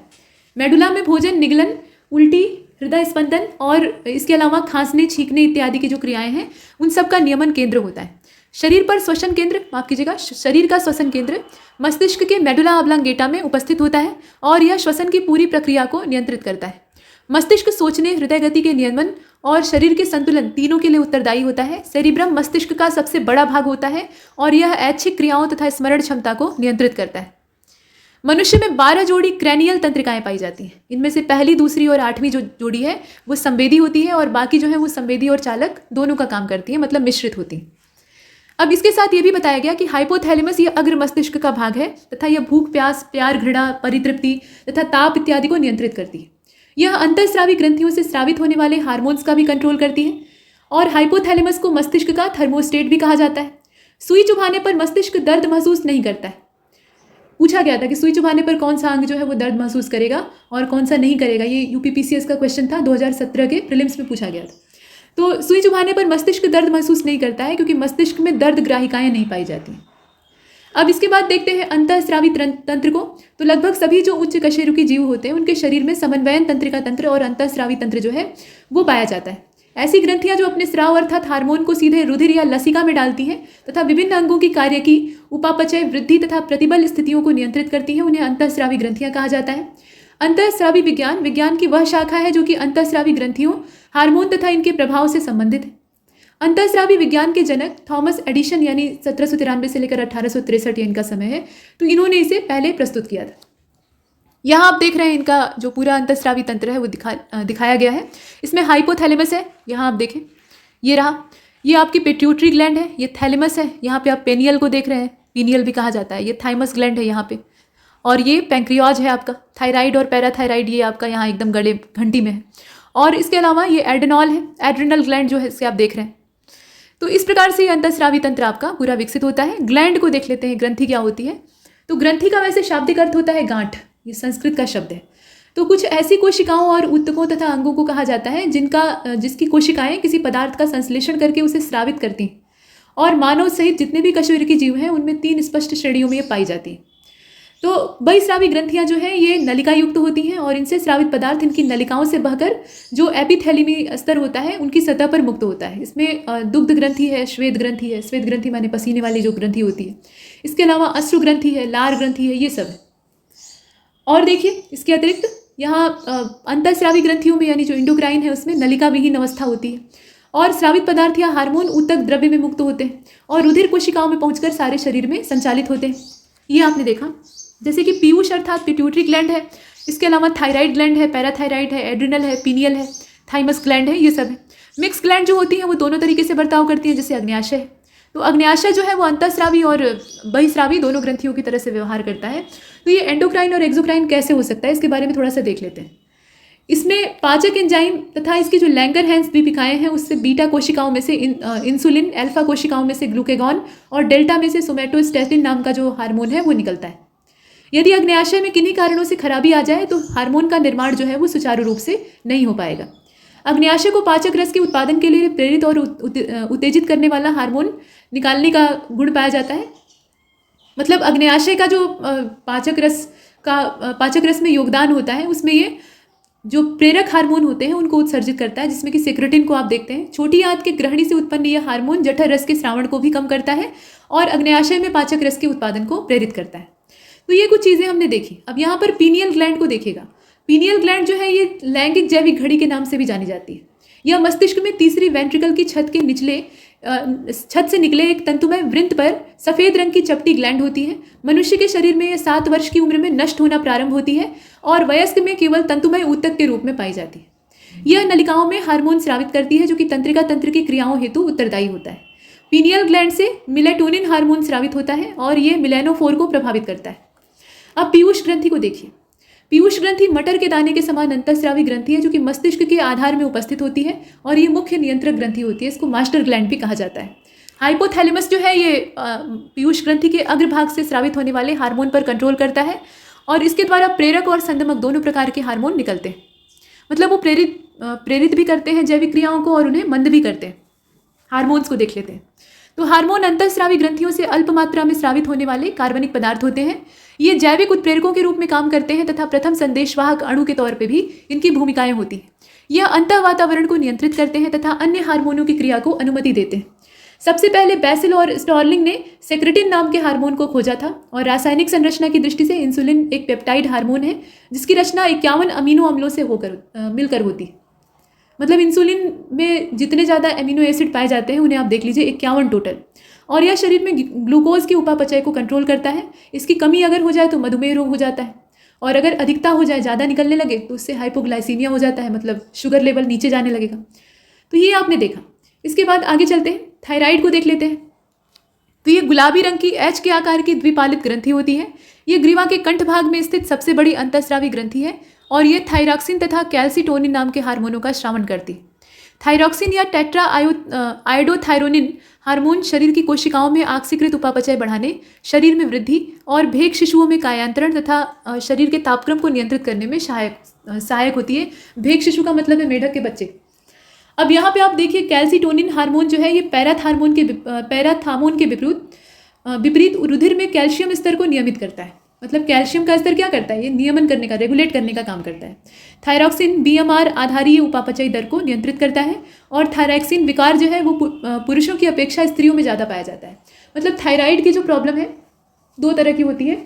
एक तो ज़्यादा जब हार्मोन का स्रावन होता है तो उससे समस्या होती है, और कम होता है तो समस्या होती है। आमतौर पे अगर मोटा लक्षण देखा जाए तो अगर ज़्यादा ये मात्रा में निकलने लगे तो मनुष्य जो है उसका मांस गलना शुरू हो जाएगा, मतलब खाया पिया शरीर में नहीं लगेगा, हड्डियाँ दिखाई देने लगेंगी, वो पतला होने लगेगा, मतलब जो उपापचयी दर है उसको ये बढ़ा देगा। और अगर इसकी जो श्रावण की मात्रा है वो कम हो जाए तो शरीर जो है वो फूलना चालू हो जाएगा। तो ये एक सामान्य लक्षण है। इसके अलावा तमाम थकान और क्षमता कम होने जैसे लक्षण दिखाई देते हैं। आंखें बाहर की ओर उभरी हुई दिखाई देती हैं। गले में जो ग्रंथि का स्थान होता है वहाँ उभार आ जाता है। इसके बाद आगे चलते हैं। जो थायराइड ग्लैंड है उससे अगर थायरॉक्सिन हार्मोन कम मात्रा में निकले तो बच्चों में जड़ मानवता और वयस्कों में मिक्सिडिमा नाम का जो रोग है वो पैदा हो जाता है। अब यकृत को देख लेते हैं। तो यकृत मानव शरीर की सबसे बड़ी ग्रंथि है और ये एंजियोटेंसिनोजन नाम का जो हार्मोन है उसको पैदा करता है, जो कि वृक्क के रेनिन की उपस्थिति में एंजियोटेंसिन में कन्वर्ट हो जाता है और रुधिर दाब को कंट्रोल करता है। पीयूष ग्रंथि जो है ये ग्रोथ हार्मोन निकालती है। अग्न्याशय जो है ये आइलेट्स ऑफ लैंगरहैंस से जो बीटा कोशिकाएं हैं वो इंसुलिन का स्रावन करती हैं। अधिवृक्क जो है उससे कार्टिसोल उत्सर्जित होता है। एड्रेनालिन जो है ये क्रोध, भय, खतरा इत्यादि महसूस होने पर एड्रिनल ग्रंथियों के द्वारा स्रावित किया जाता है। और एस्ट्रोजन जो है ये महिलाओं में पाया जाता है, अंडाशय के द्वारा ये स्रावित किया जाता है। इंसुलिन जो है ये ग्लूकोज को नियंत्रित करने का काम करता है। फेरोमोन क्या होता है? तो ये विपरीत लिंग वाले साथियों को आकर्षित करने हेतु छोड़ी गई गंध होती है। कीड़े अक्सर इसका इस्तेमाल करते हैं। और पुरुष हार्मोन जो है वो टेस्टोस्टेरॉन है। जबकि एंजाइम की बात करें तो लाइपेज एक एंजाइम है और फास्फोलिपिड के तौर पे हम लेसिथिन को देखते हैं। शाकनाशी आपका सोडियम क्लोरेट है। सिंथेटिक स्वीटनर जो है वो एस्पार्टेम होता है। कॉकरोच सफ़ेद रक्त वाला जीव होता है, इसका रक्त सफ़ेद होता है। नियोप्रीन की बात करें तो विशेषीकृत रबर, लेकिन मूल रूप से एक मोनोमर होता है जो कि सिंथेटिक रबर की पॉलीमराइजेशन प्रक्रिया से बनता है। कुछ वन लाइनर फैक्ट हैं। तो मानव शरीर की सबसे छोटी अंतःस्रावी ग्रंथि ये पिट्यूटरी ग्लैंड यानी पीयूष ग्रंथि होती है, जो कि गोल तथा भूरी लाल होती है। इसका भार 0.5 से 1 ग्राम तथा व्यास करीब 1 से 1.5 सेंटीमीटर होता है और इसे हाइपोफाइसिस सेरिब्राई कहा जाता है, जो कि मास्टर ग्लैंड के नाम से फेमस है। हाइपोथैलेमस को पीयूष ग्रंथि का भी मास्टर कहा जाता है, क्योंकि मस्तिष्क का ये भाग तंत्रिका और अंतःस्रावी तंत्र दोनों के संयोजक की भूमिका निभाता है। सोमैटोट्रोपिन या वृद्धि हार्मोन का शरीर की वृद्धि से संबंध होता है, जिसकी अधिकता में भीमकायिता की अवस्था उत्पन्न होती है, मतलब ज़्यादा आदमी जो है वो दैत्याकार हो जाएगा, और अगर कमी हो जाए तो बौनापन उत्पन्न हो सकता है। इसका जो भीमकायिता का उदाहरण है वो आप द ग्रेट खली में देख लीजिए। मतलब ये सोमैटोट्रोपिन हार्मोन जो वृद्धि हार्मोन है उसकी अतिश्रावण की वजह से ही हुआ है। उनके परिवार के बाकी सदस्यों को देखिए वो नॉर्मल है, लेकिन उनकी हाइट को देखिए, उनके हाइट और उनके शरीर को देखिए। हालांकि उनका दैत्याकार शरीर उनके लिए प्लस पॉइंट है, उनके लिए वरदान है, ठीक है, वही उनकी विशिष्टता है। अब इसके बाद देखते हैं आगे। तो सामान्य घेंघा या गलगंड या हाशिमोटो नाम का जो रोग है वो इसी की कमी से होता है, और नेत्रोंशेधी गलगंड या एक्सोथैल्मिक ग्वाइटर जिसको कहा जाता है, या इसी को कहते हैं प्लूमर रोग, ये थायराइड ग्लैंड के अतिश्रावण के कारण होता है। अब इसके बाद उदक मेह को देखिएगा, यानी डायबिटीज़ इंसिपिडस। तो ये शरीर में प्रायः जो इंसुलिन हार्मोन है उसकी कमी के कारण होता है। प्यास ज़्यादा लगती है क्योंकि शरीर में से डिहाइड्रेशन की प्रक्रिया हो जाती है, और इसके उपचार के लिए एडीएच और वेसोप्रोसिन का इस्तेमाल किया जाता है, जिसको कि पिट्रेसिन कहा जाता है। कॉफ़ी, चाय या विस्की का सेवन करने से शरीर में एडीएच हार्मोन की मात्रा घट जाती है, जिससे कि मूत्र की मात्रा बढ़ने से बार बार मूत्र त्याग की इच्छा होती है और शरीर से पानी बाहर निकल जाता है, यानी निर्जलीकरण हो जाता है। अब यहाँ पर रोग, स्वास्थ्य और उसके उपचारों के बारे में चर्चा कर लेते हैं। तो स्वास्थ्य की बात करते हैं। स्वास्थ्य शरीर की वह अवस्था है जिसमें कि शरीर शारीरिक, मानसिक और सामाजिक रूप से पूर्णतया सही होता है, और मूल कारक के तौर पे संतुलित आहार, व्यक्तिगत साफ सफाई, नियमित व्यायाम हमारे अच्छे स्वास्थ्य में सहयोग करते हैं। कुछ दूसरे कारक होते हैं जैसे कि रोगों के प्रति व्यक्ति विशेष की जागरूकता, टीकाकरण का ज्ञान होना, और सबसे मुख्य बात यह है कि शरीर का जो प्रतिरक्षक तंत्र है वो जिसका मजबूत है उसका स्वास्थ्य अच्छा है। प्रतिरक्षा तंत्र यदि कमज़ोर है, और ये पैदाइशी भी हो सकता है, आवश्यक नहीं है कि आप बढ़िया भोजन करते हो, नियमित व्यायाम करते हो, उससे कुछ इंप्रूवमेंट हो सकता है, लेकिन अगर पैदाइशी शरीर जो है वो मजबूती की अवस्था में नहीं है तो इस कंडीशन में रोग एक के बाद एक पकड़ते ही पकड़ते हैं। तो ये चीज़ें हैं। अब रोगों को देख लेते हैं। डिजीज़, तो ये शरीर की एक ऐसी अवस्था है जिसमें कि संक्रमण, दोषपूर्ण आहार, आनुवांशिक या पर्यावरणीय कारणों के द्वारा शरीर के कारक अनुवांशिक या रोगाणु हो सकते हैं और रोग फैलाने का काम करते हैं। इसमें कौन कौन से रोग होते हैं? तो जैसे वायरल डिजीज़ यानी विषाणु जनित रोग। तो विषाणु शब्द की उत्पत्ति लैटिन शब्द वायरस से हुई है, जिसका कि शाब्दिक अर्थ होता है विष अणु, यानी जहरीले अणु। ये अकोशिकीय अति सूक्ष्म जीव होते हैं जो कि केवल जीवित कोशिकाओं में ही अपनी फैमिली को बढ़ा सकते हैं। रासायनिक दृष्टि से ये प्रोटीन के आवरण से घिरे हुए न्यूक्लिक अम्ल होते हैं, मतलब न्यूक्लिक एसिड के खंड होते हैं, और जीव विज्ञान की वो शाखा जिसमें कि इनका अध्ययन किया जाता है उसको वायरोलॉजी कहा जाता है, यानी विषाणु विज्ञान कहा जाता है। ये जीवित कोशिका से युक्त किसी भी जीव को प्रभावित कर सकते हैं, जैसे कि पशु, पौधे, कवक, जीवाणु, कवक और जीवाणुओं को भी छोड़ते नहीं हैं ये, और मनुष्य। जीवाणु भोजी यानी बैक्टीरियोफेज एक प्रकार का विषाणु होता है जो कि जीवाणुओं को संक्रमित करता है। अब विषाणु जनित रोग कौन कौन से हैं, तो यहाँ आप देखें, इसमें खसरा है, गलसुआ है, चेचक है, चिकन पॉक्स है। तो खसरा क्या है? ये रोग जो है ये रूबियोला विषाणु या पार्सिनोवा मार्बिलोनम के द्वारा होता है। गलसुआ जो है ये पैरामिक्सो या गलसुआ विषाणु के कारण होता है। चेचक जो है ये वेरियोला वायरस से उत्पन्न होता है, वेरियोला जोस्टर और तमाम वायरस होते हैं, इसकी वैरायटी है। इसके बाद चिकन पॉक्स को देखिएगा, ये वेरिसेला जूस्टर के द्वारा उत्पन्न होता है। देखिए चेचक और चिकन पॉक्स में थोड़ा सा अंतर है। चेचक का तो जो चेचक का मुख्य वायरस होता है उसका तो उन्मूलन हो गया है अपने देश से या पूरी दुनिया से। कहा जाता है कि उसको मतलब एक जगह पे स्टोर करके रखा गया है कुछ सीमित मात्रा में, वो भी शोध के लिए, और बाकी जगहों से वो गायब हो चुका है। लेकिन जो बाकी उसके वेरिएंट दिखाई देते हैं उसमें चिकन पॉक्स को आप देखते हैं तो ये वेरिसेला जोस्टर नाम के विषाणु के द्वारा होता है, और 14 से 16 दिन की सुप्तावस्था के बाद ये एकाएक से उभर जाता है। इसके बाद पोलियो को देखिए, तो यह रोग जो है ये एंटेरो विषाणु के द्वारा उत्पन्न होता है, इसे आपने देखा। इसके बाद इन्फ्लुएंजा, ये रोग जो है ये हिमोफिलस विषाणु के द्वारा पैदा होता है। रेबीज हाइड्रोफोबिया, ये रोग जो है ये रैंडो विषाणु के द्वारा उत्पन्न होता है।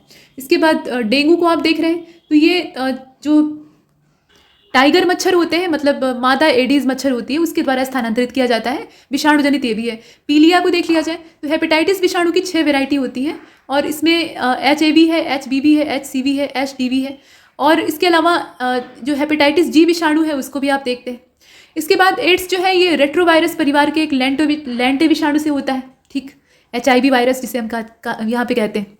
पीत ज्वर जो है ये फ्लैबी वायरस से होता है। चिकनगुनिया जो है ये अल्फा वायरस से होता है, ये भी एडीज मच्छर के द्वारा ही फैलता है। और स्वाइन फ्लू जो है ये H1N1 जो विषाणु है उसके द्वारा फैलता है। बर्ड फ्लू ये इन्फ्लुएंजा विषाणु यानी जो H5N1 वायरस है उसके द्वारा फैलता है। बाकी कोविड-19 को तो आप जानते ही हैं। इसके बाद मनुष्य में होने वाली संक्रामक विषाणु जनित रोग जो है उसमें हर्पीज़ है, तो त्वचा रोग संक्रमण स्पर्श के द्वारा इसका प्रसार होता है। प्रतिशाभ यानी इन्फ्लुएंजा की बात करें तो स्वशकीय रोग के तौर पे। पोलियो की बात करें तो इसमें प्रभावित होने वाले जो अंग हैं वो तंत्रिका और पेशियाँ होती हैं मनुष्य की। पीलिया जो है इसमें यकृत प्रभावित होता है। रेबीज़ में तंत्रिका तंत्र प्रभावित होता है। मम्पस जो होता है इसमें लार ग्रंथियों में सूजन आ जाती है। रोहा जो होता है इसको ट्राइकोमा कहा जाता है, तो नेत्र संबंधी रोग होते हैं। और कंजक्टिवाइटिस जो है इसमें भी नेत्र संबंधी रोग होते हैं। अब आज़ादी के बाद से लेकर अब तक भारत में 3 रोगों चेचक, गिनी वर्म और पोलियो का उन्मूलन हो चुका है। तीनों ही बड़े ही भयंकर रोग थे। इसमें भी विशेष रूप से चेचक, जो कि एकदम भयंकर प्रभाव तत्काल ही सामने पैदा करता था। अभी लोग कोविड-19 से इतना परेशान हैं और बहुत से लोग मारे गए, लेकिन चेचक का जो प्रकोप था वो इससे भी ज़्यादा बीभत्स था। बस ये है कि उस समय संचार माध्यम और इतना गला फाड़ने वाला मीडिया नहीं था, जो कि हर एक छोटी से छोटी खबर को चिल्ला कर लोगों के सामने पेश करता है। तो उस समय कितने लोग ऐसे मारे जाते थे और रात के रात गाँव के गाँव उजड़ जाते थे, इस तरह का मंजर होता था। मतलब यहाँ तक कि अंग्रेज़ जो कि अंग्रेज़ी दवाओं के भरपूर शौकीन थे और तत्काल अपना इलाज कराने में कोई कोताही नहीं रखते थे, तो उनका जो गवर्नर जनरल है वो चेचक से नहीं बच पाया। लॉर्ड कॉर्नवालिस वो चला था स्थायी बंदोबस्त करवाते हुए, बंगाल से आया उत्तर प्रदेश में, और गाजीपुर जिले तक आते आते उसको सुबह तक बुखार हुआ, शाम होते होते हल्के दाने उभरे और सुबह तक चेचक से वो एकदम से पूरी तरह से फैल गया चारों तरफ से और बचा नहीं। और अंत में जो बाकी उसके साथी थे उनकी हिम्मत नहीं हुई कि उसके शव को कहीं ले जाया जाए, इसीलिए वहीं पर जहाँ मरा था उससे कुछ ही दूरी पर उसको खोद कर गाड़ दिया गया। वहाँ लॉर्ड कॉर्नवालिस का कब्र बना हुआ है। तो ऐसा इनका मंजर था, मतलब बहुत खतरनाक होता था। यहाँ तक कि जो चेचक से मरने वाले लोग होते थे उनका कोई दाह संस्कार करने के लिए भी नहीं जाता था। जो दाह संस्कार करने जाते थे उनको भी ये पकड़ लेता था। मतलब उनका जो स्वरूप है उसको वहाँ देवी का स्वरूप माना जाता था कि माता है वो नाराज़ हो जाएंगी, तो इसलिए दाह संस्कार नहीं करते थे। आगे बढ़ते हैं, यहाँ देखिए, अब इसमें अप्रैल 1977 में भारत को चेचक मुक्त घोषित किया गया और विश्व स्वास्थ्य संगठन के द्वारा फरवरी सन 2000 में भारत को गिनी वर्म रोग मुक्त देश घोषित किया गया। इतना खतरनाक स्थितियाँ उस समय होती थी। कोविड-19 में लोगों की हालत पतली हो गई। उस समय घरों की दीवारों पर ऐसे लोग लिख कर जाते थे, जैसे आजकल कोचिंग और स्कूलों के प्रचार होते हैं, तो वैसे ही लिख कर जाते थे कि बड़ी माता की सूचना देने वाले को इतने रुपए का इनाम। और जो वहाँ इन्फॉर्मेशन देता था तो उस हिसाब से जो टीमें होती थी, दल होते थे, दस्ते, वो गांव तक पहुँचते थे और ऐसे सुई, उसका जो टीका है वो लिए रहते थे और वो बाजू पर ऐसे ठोक देते थे, तो वो छापा जैसा पड़ जाता था और इससे बचाव होता था, मतलब वो प्रोटेक्शन के लिए था। तो इस तरीके का काम होता था। फिलहाल आगे चलते हैं। तो पोलियो एक संक्रामक रोग है। पहले के समय के लोगों की आप बाँह वगैरह देखिए तो उस पर वैसे गोल गोल ठप्पे बने रहते हैं, तो वो चेचक से बचाव के लिए लगा हुआ टीका होता है। अब यहाँ पर कहा गया कि पोलियो मिलाइटिस विषाणु जो है इसके द्वारा ये फैलता है पोलियो, और ये तंत्रिका तंत्र को प्रभावित करता है। और ये जो रोग कारक जीव है इसका संचरण दूषित भोजन और पानी से होता है। जैसे हैजा फैलता है ना, ठीक वैसे ही उसी विधि द्वारा ये फैलता है, उसी माध्यम से। और इससे प्रभावित होने वाला जो अंग है वो नर्वस सिस्टम होता है और इसीलिए घातक है, विकलांगता पैदा करता है। एड्स जो है ये विषाणु जनित जानलेवा रोग है और इसमें रेट्रो परिवार का जो वायरस है वो काम करता है और HIV वायरस है वो इसमें अपना रोल प्ले करता है। कुल मिलाकर ये शरीर में प्रतिरक्षा प्रणाली को खत्म कर देता है और उसके बाद तमाम रोग शरीर को पकड़ लेते हैं और मनुष्य रोगों से ग्रस्त होकर खत्म हो जाता है। अब देखिए इसमें एड्स असुरक्षित लैंगिक संभोग, इसके अलावा जो दूषित रक्ताधान होता है, इसके अलावा संक्रमित माता का जो प्लेसेंटा होता है उसके संपर्क द्वारा भी संचारित होता है। ठीक है, और संक्रमित माता के प्लेसेंटा में पाया जा रहा है तो इसका मतलब है कि जो उसका शिशु होगा, पैदा होगा, उसके अंदर भी इसका जो वायरस है वो मिल सकता है। सूखे चुंबन, हाथ मिलाने, साथ रहने, खांसी, छींक और मच्छरों द्वारा जो रक्त के चूसने या कीड़ों को काटने की जो प्रक्रियाएं होती हैं उससे एड्स का संचार नहीं होता है। एड्स ऐसी बीमारी है कि इसमें अगर एक बार आदमी को मालूम हो जाता है कि फलाने व्यक्ति जो है वो एड्स का पेशेंट है तो लोग उससे दूरी बना लेते हैं, लेकिन ऐसा कोई सावधानी बरतने की आवश्यकता नहीं है। जहाँ सावधानी बरतनी चाहिए, जैसे कि लैंगिक संबंध में सावधानी, या खून चढ़ाना है तो उसमें सावधानी, या माता से शिशु को हो सकता है तो इसलिए पहले गर्भधारण से पहले जांच पड़ताल करवा ले, ऐसी सावधानी बरतनी चाहिए। लेकिन आपस में साथ में बैठकर भोजन करने और इस प्रकार की साथ की चीज़ों से ये नहीं फैलता है। अब विश्व में HIV की लगभग 9 प्रकार की प्रजातियां हैं और HIV का जो C प्रकार है वो भारत में ज़्यादा दिखाई देता है। चार्ल्स गैलो ने HTLV थर्ड नाम का एक एड्स रोग का कारक जो है उसको खोजा था, मतलब एड्स को फैलाने वाला कारक खोजा था। इसे हम यहाँ पर देख रहे हैं। एड्स रोग की पहचान के लिए वेस्टर्न ब्लॉस्ट और एलिसा टेस्ट जो है उसको किया जाता है और प्रतिवर्ष एड्स दिवस जो है वो 1 दिसंबर को मनाया जाता है। जब कोई रोग किसी विशेष क्षेत्र या जनसंख्या में स्थायी रूप से विद्यमान रहता है तो ऐसी स्थिति को कहा जाता है एंडेमिक, और जब कोई संक्रामक रोग किसी निश्चित जनसंख्या में बड़ी संख्या में लोगों को कम समय में चपेट लेता है तो इसको कहा जाता है एपिडेमिक। और एपिडेमिक की स्थिति का अगर पूरी दुनिया में विस्तार हो जाए तो उसको कहते हैं पेंडेमिक। तो कोविड-19 क्या था, वो पेंडेमिक बन गया था। अब यहाँ देखिए, और धीरे धीरे करके वो एंडेमिक बन जाएगा, मतलब सामान्य सर्दी जुकाम वाली कैटेगरी में आ जाएगा, और वो आ भी रहा है। अब पहले की तरह से लोगों में डर का माहौल नहीं है, लोग डरते तो हैं लेकिन वैसा नहीं डरते हैं जैसा 2020 और 2021 में डरा करते थे। तो ये चीज़ें हैं। अब इसके बाद देखिए, निपा वायरस जो है 2018 में केरल वाले क्षेत्र में फैला था, 17 लोग मर गए थे। ये एक जूनोटिक डिजीज़ है, अर्थात एक ऐसी बीमारी है जो कि जानवरों से मनुष्यों में आती है। और कोविड का क्या हाल चाल है, वो भी तो ऐसे ही आया था। तो ज़्यादातर वायरस जो इस तरह के घातक होते हैं ना, जो कि ज़्यादा म्यूटेंट होते हैं, ज़्यादा अपना रंग बदलने वाले होते हैं, और ज़्यादातर की जो फैक्ट्री है वो चीन होता है, तो ये सब वायरस जो तरह तरह के जानवर होते हैं उनसे इंसानों में आते हैं। तो आगे बढ़ते हैं। यहाँ देखिए, पोलियो के टीके की खोज सबसे पहले जोनास साल्क के द्वारा की गई थी, इसीलिए इसको साल्क वैक्सीन भी कहा जाता है। और स्वाइन फ्लू इन्फ्लुएंजा कुल के अंतर्गत जो शूकर मतलब सुअर होते हैं उनके द्वारा फैलाया जाता है। सुअरों को ये संक्रमित करता है और सुअरों का मांस खाने और उनके संपर्क में रहने पर जो मनुष्य हैं उनको भी पकड़ सकता है। इसको जो ये इसका वायरस है इसको H1N1 विषाणु कहा जाता है। कुछ आनुवांशिक रोगों को देख लेते हैं। तो कुछ रोग दूषित वातावरण या परिस्थिति में रहने खाने की वजह से या परजीवी संक्रमण से उत्पन्न होते हैं, और कुछ रोग व्यक्ति को अपने माता पिता से जन्मजात प्राप्त हो जाते हैं। तो जो बाहर के खाने पीने या संक्रमण से होते हैं वो तो संक्रामक रोग हो गए, लेकिन जो पीढ़ी दर पीढ़ी आगे बढ़ते हैं, मतलब माता पिता से उनकी संतानों को प्राप्त हो जाते हैं उत्तराधिकार में, तो ऐसे रोग कहलाते हैं अनुवांशिक यानी जेनेटिक डिसऑर्डर। और ये रोग वंशागति होते हैं, एक पीढ़ी से दूसरी पीढ़ी में ये चलते रहते हैं। और ये रोग दोषपूर्ण जीन के कारण होते हैं। आनुवांशिक नियम के हिसाब से अन्य जंतुओं की भांति मानव पर भी यथावत ये लागू होते हैं और पीढ़ी दर पीढ़ी जाते हैं। वर्णांधता की बात करते हैं तो कलर ब्लाइंडनेस, ये रोग जो है ये डाल्टनिज्म के नाम से भी जाना जाता है, और इससे जो पीड़ित व्यक्ति होता है वो हरे और लाल रंग में अंतर नहीं कर पाता है। ठीक है, ऐसे वर्णांध व्यक्ति रेलवे और परिवहन में नौकरी नहीं कर सकते क्योंकि वहाँ इन रंगों का बड़ा महत्व होता है। इनफैक्ट उन्हें हर जगह दिक्कत होती है। वर्णांधता को लाल हरा अंधापन या डाल्टनिज्म भी कहा जाता है, और यह एक अप्रबल एक्स संलग्न वंशागति रोग है जो कि प्रायः पुरुषों में पाया जाता है। स्त्रियों की भूमिका रोग के जीनी वाहकों के रूप में होती है। पुत्रों को इस रोग के जीन पिता से कभी नहीं मिल सकते क्योंकि पिता का अकेला एक्स गुणसूत्र सदैव पुत्रियों में जाता है। हालांकि पुत्रियों से ये जीन जो है ये दूसरी पीढ़ी के पुत्रों अर्थात नातियों में जाते हैं। तो यहाँ पर महिलाएं क्या है, फैलाने का काम करती हैं और पुरुष उससे परेशान होने का काम करते हैं। अब इसके बाद देखिए, यदि एक वर्णांध पुरुष के साथ एक सामान्य महिला विवाह करती है तो वर्णांधता के लक्षण जो है वो उसके पुत्र में नहीं जाएंगे, जबकि उसकी पुत्री वाहक का काम करेगी। अगली पीढ़ी में यदि वाहक पुत्री किसी सामान्य पुरुष से विवाह करती है तो उसके पुत्रों में वर्णांधता की संभावना 50% और पुत्रियों में वाहक होने की संभावना 50% होगी। ठीक है, ये हमने देखा। अभी हीमोफीलिया को देखिए, तो इसे शाही रोग यानी रॉयल डिजीज़ भी कहा जाता है, क्योंकि रॉयल डिजीज़ कहने के पीछे जो मेन मकसद है, क्योंकि ये रॉयल फैमिली में पहली बार देखा गया था बड़े पैमाने पर, इंग्लैंड की महारानी विक्टोरिया के परिवार में, और इसमें ब्लड क्लॉटिंग जो है वो होती नहीं है। और इस वजह से बड़ी मात्रा में खून बह सकता है। तो हीमोफिलिक जो कारक हैं वो कम पाए जाते हैं जब शरीर में, तो ऐसा होता है। अच्छा, टर्नर सिंड्रोम को देख लेते हैं। तो यह रोग अर्धसूत्री विभाजन में अनियमितता से उत्पन्न होता है।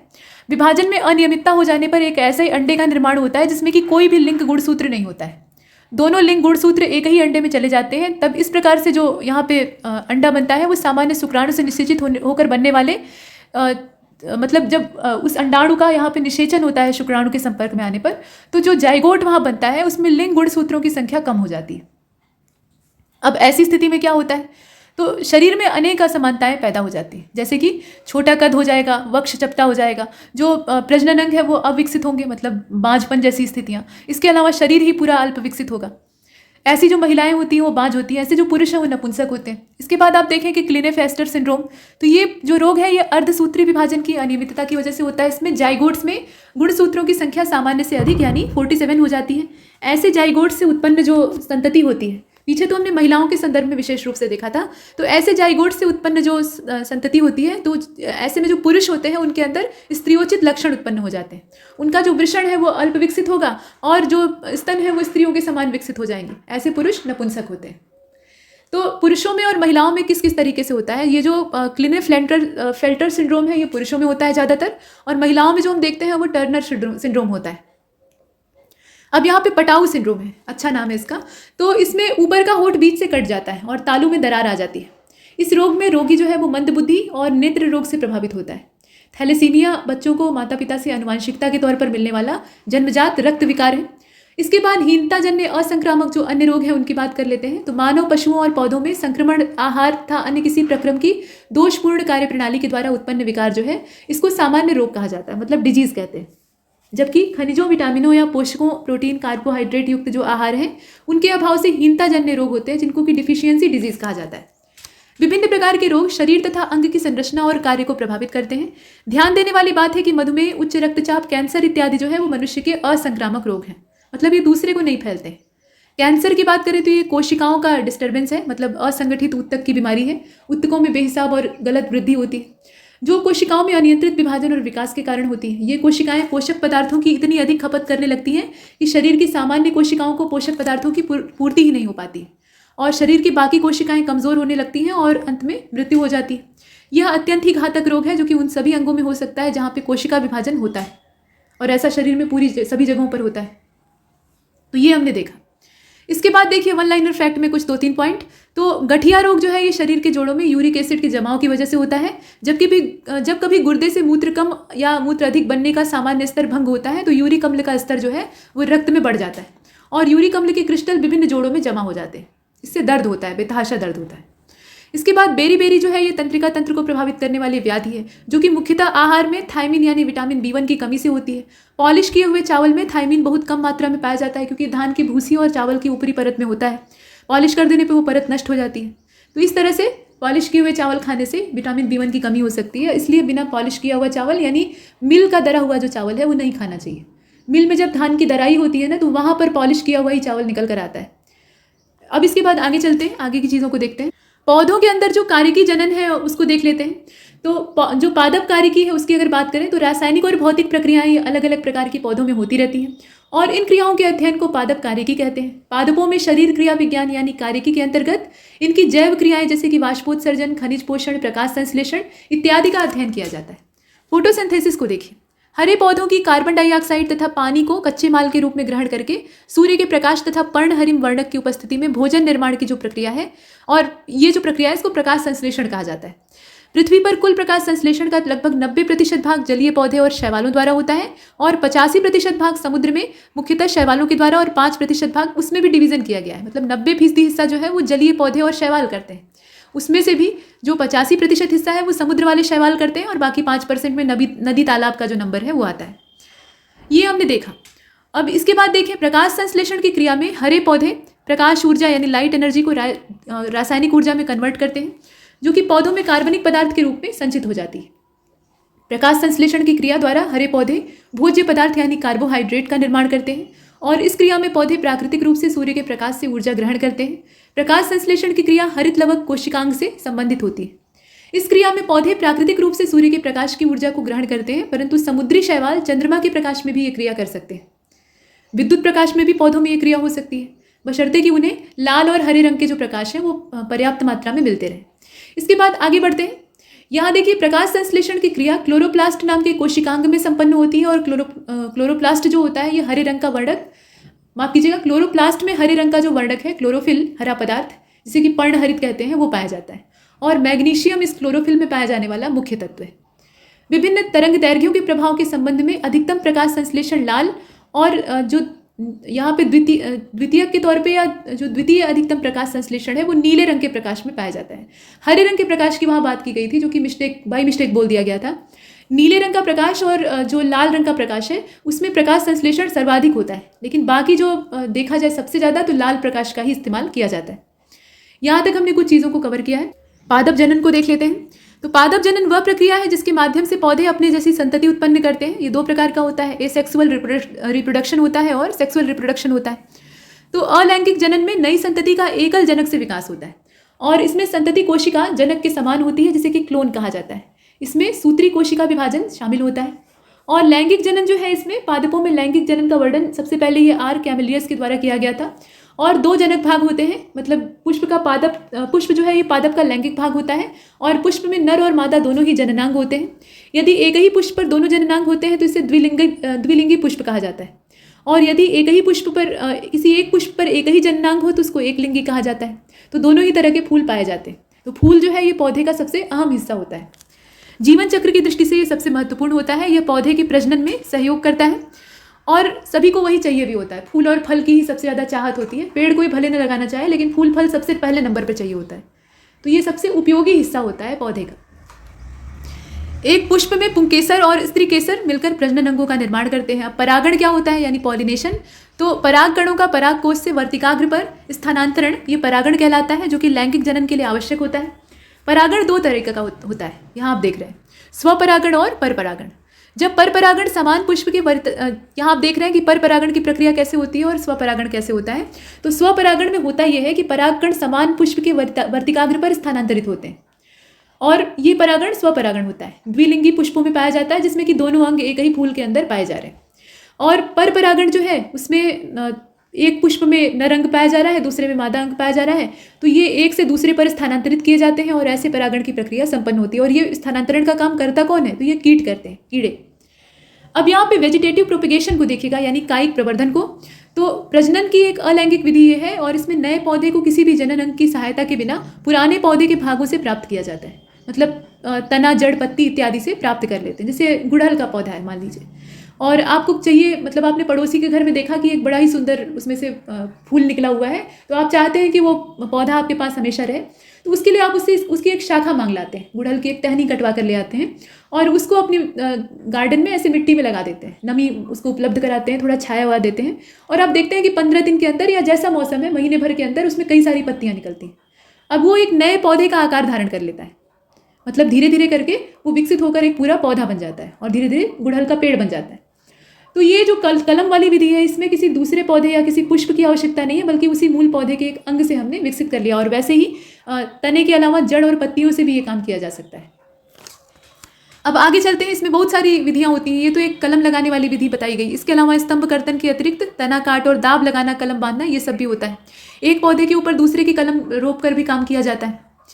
अलैंगिक जनन द्वारा उत्पन्न नए पौधे अपने जनक के आकारिकीय तथा आनुवांशिकी रूप से समरूप होते हैं। जैसे आप देखते हैं कि आम के पौधे होते हैं या अमरूद के पौधे होते हैं, तो सुनते होंगे नर्सरी वाला कहता है कि ये ले जाइए, ये कलमी आम है, बड़ा बड़ा बड़ा फलेगा और ढेर सारा फलेगा, छोटे साइज़ का होगा भी, बहुत बड़ा नहीं होगा।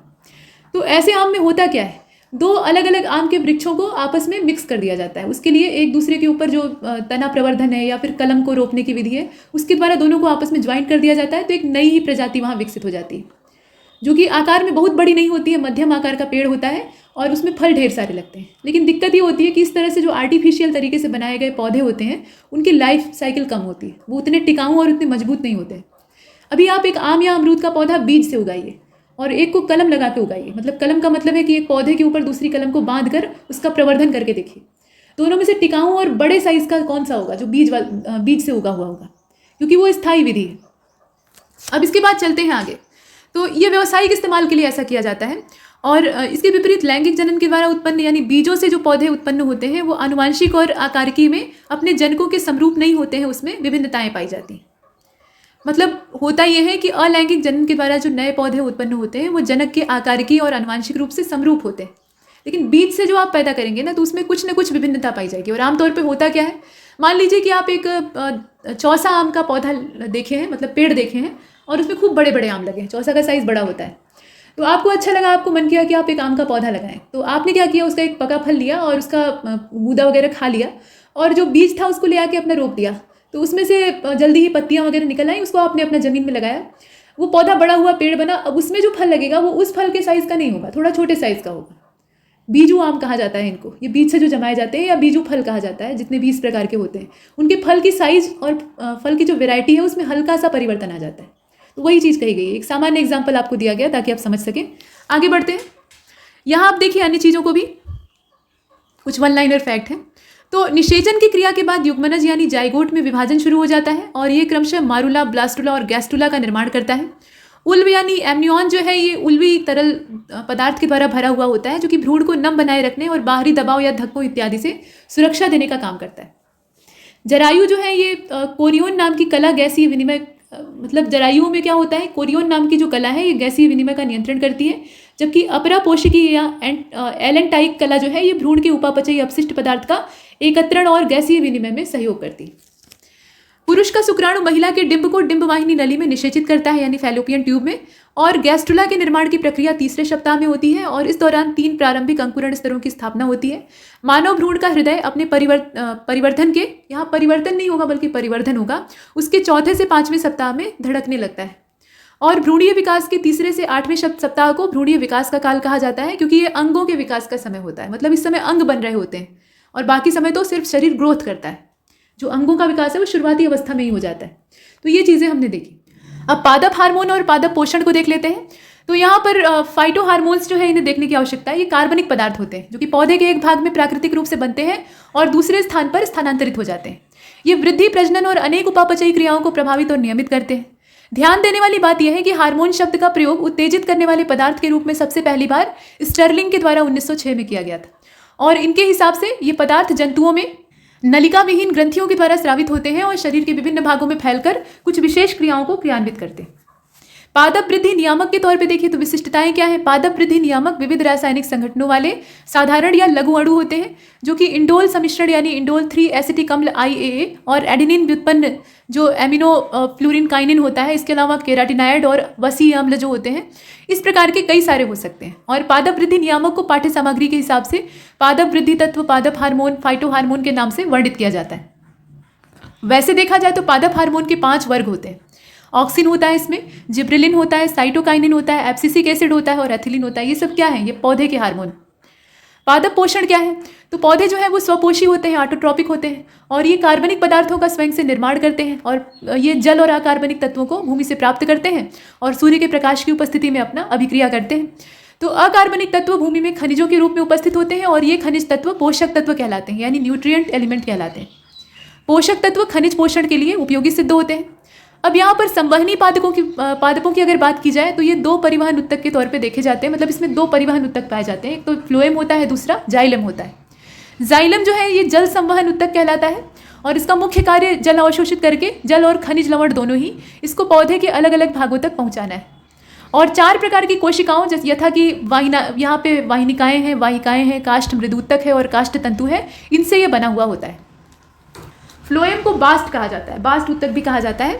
इसका मुख्य कार्य पौधे के हरे भागों में निर्मित भोज्य पदार्थों को दूसरे भागों में स्थानांतरित करना है। इसमें भी 4 कोशाएं, जिसमें कि चालनी अवयव कहा जाता है, इसके अलावा सखी कोशाएं होती हैं, और फ्लोएम मृदुत्तक होता है और फ्लोएम तंतु होता है। इनसे ये मिलकर बना होता है। अमरबेल एक पूर्ण स्तंभ परजीवी है, और आवृत बीजी पौधा यह है जिसका तना पतला, दुर्बल और पीले रंग का होता है, और इसका तना पोषक के चारों ओर लिपट कर परजीवी मूल के द्वारा भोजन, खनिज लवण जो है वो प्राप्त करता रहता है। मतलब ये जमीन से पोषण नहीं प्राप्त करके उस पौधे से पोषण प्राप्त करता है, और धीरे धीरे करके उस पौधे को खा जाता है। इसके बाद नेक्स्ट मुख्य पादप रोगों को देख लेते हैं। तो जैसे मनुष्यों को रोग पकड़ते हैं, वैसे ही जो वनस्पतियां हैं उनको भी रोग पकड़ सकते हैं, इससे उन्हें अच्छी खासी हानि पहुंचती है। तो फाइटोपैथोलॉजी जो है इसको पादप रोग विज्ञान के तौर पे जाना जाता है।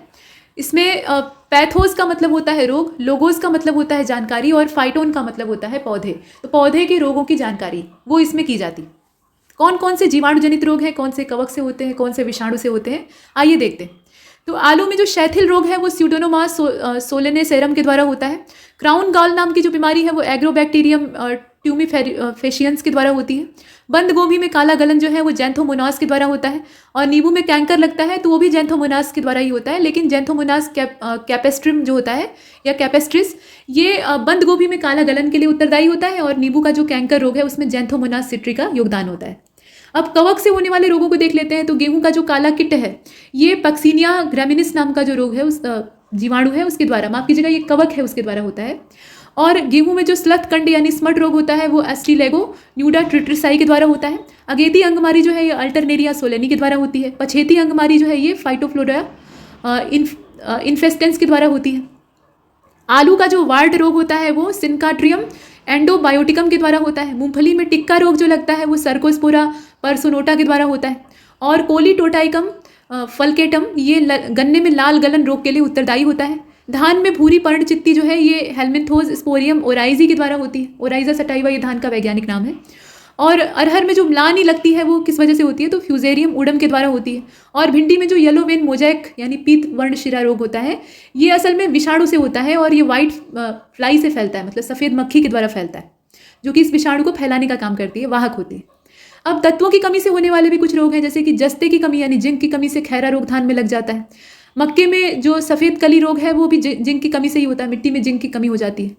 और लिटिल लीफ रोग जो है ये भी जिंक की कमी से होता है। बोरान की कमी से चुकंदर को हार्ट राट लग जाता है। फूल गोभी में ब्राउनिंग होने लगती है, और सेब में आंतरिक काग डेवलप होने लगते हैं। ये सब बोरान की कमी से होता है। तांबा या कापर की कमी से डाईबैक नाम का रोग ये नींबू को पकड़ लेता है। और मॉलिब्डेनम की कमी से विपटेल नाम का रोग जो है ये पत्ता गोभी में लग जाता है।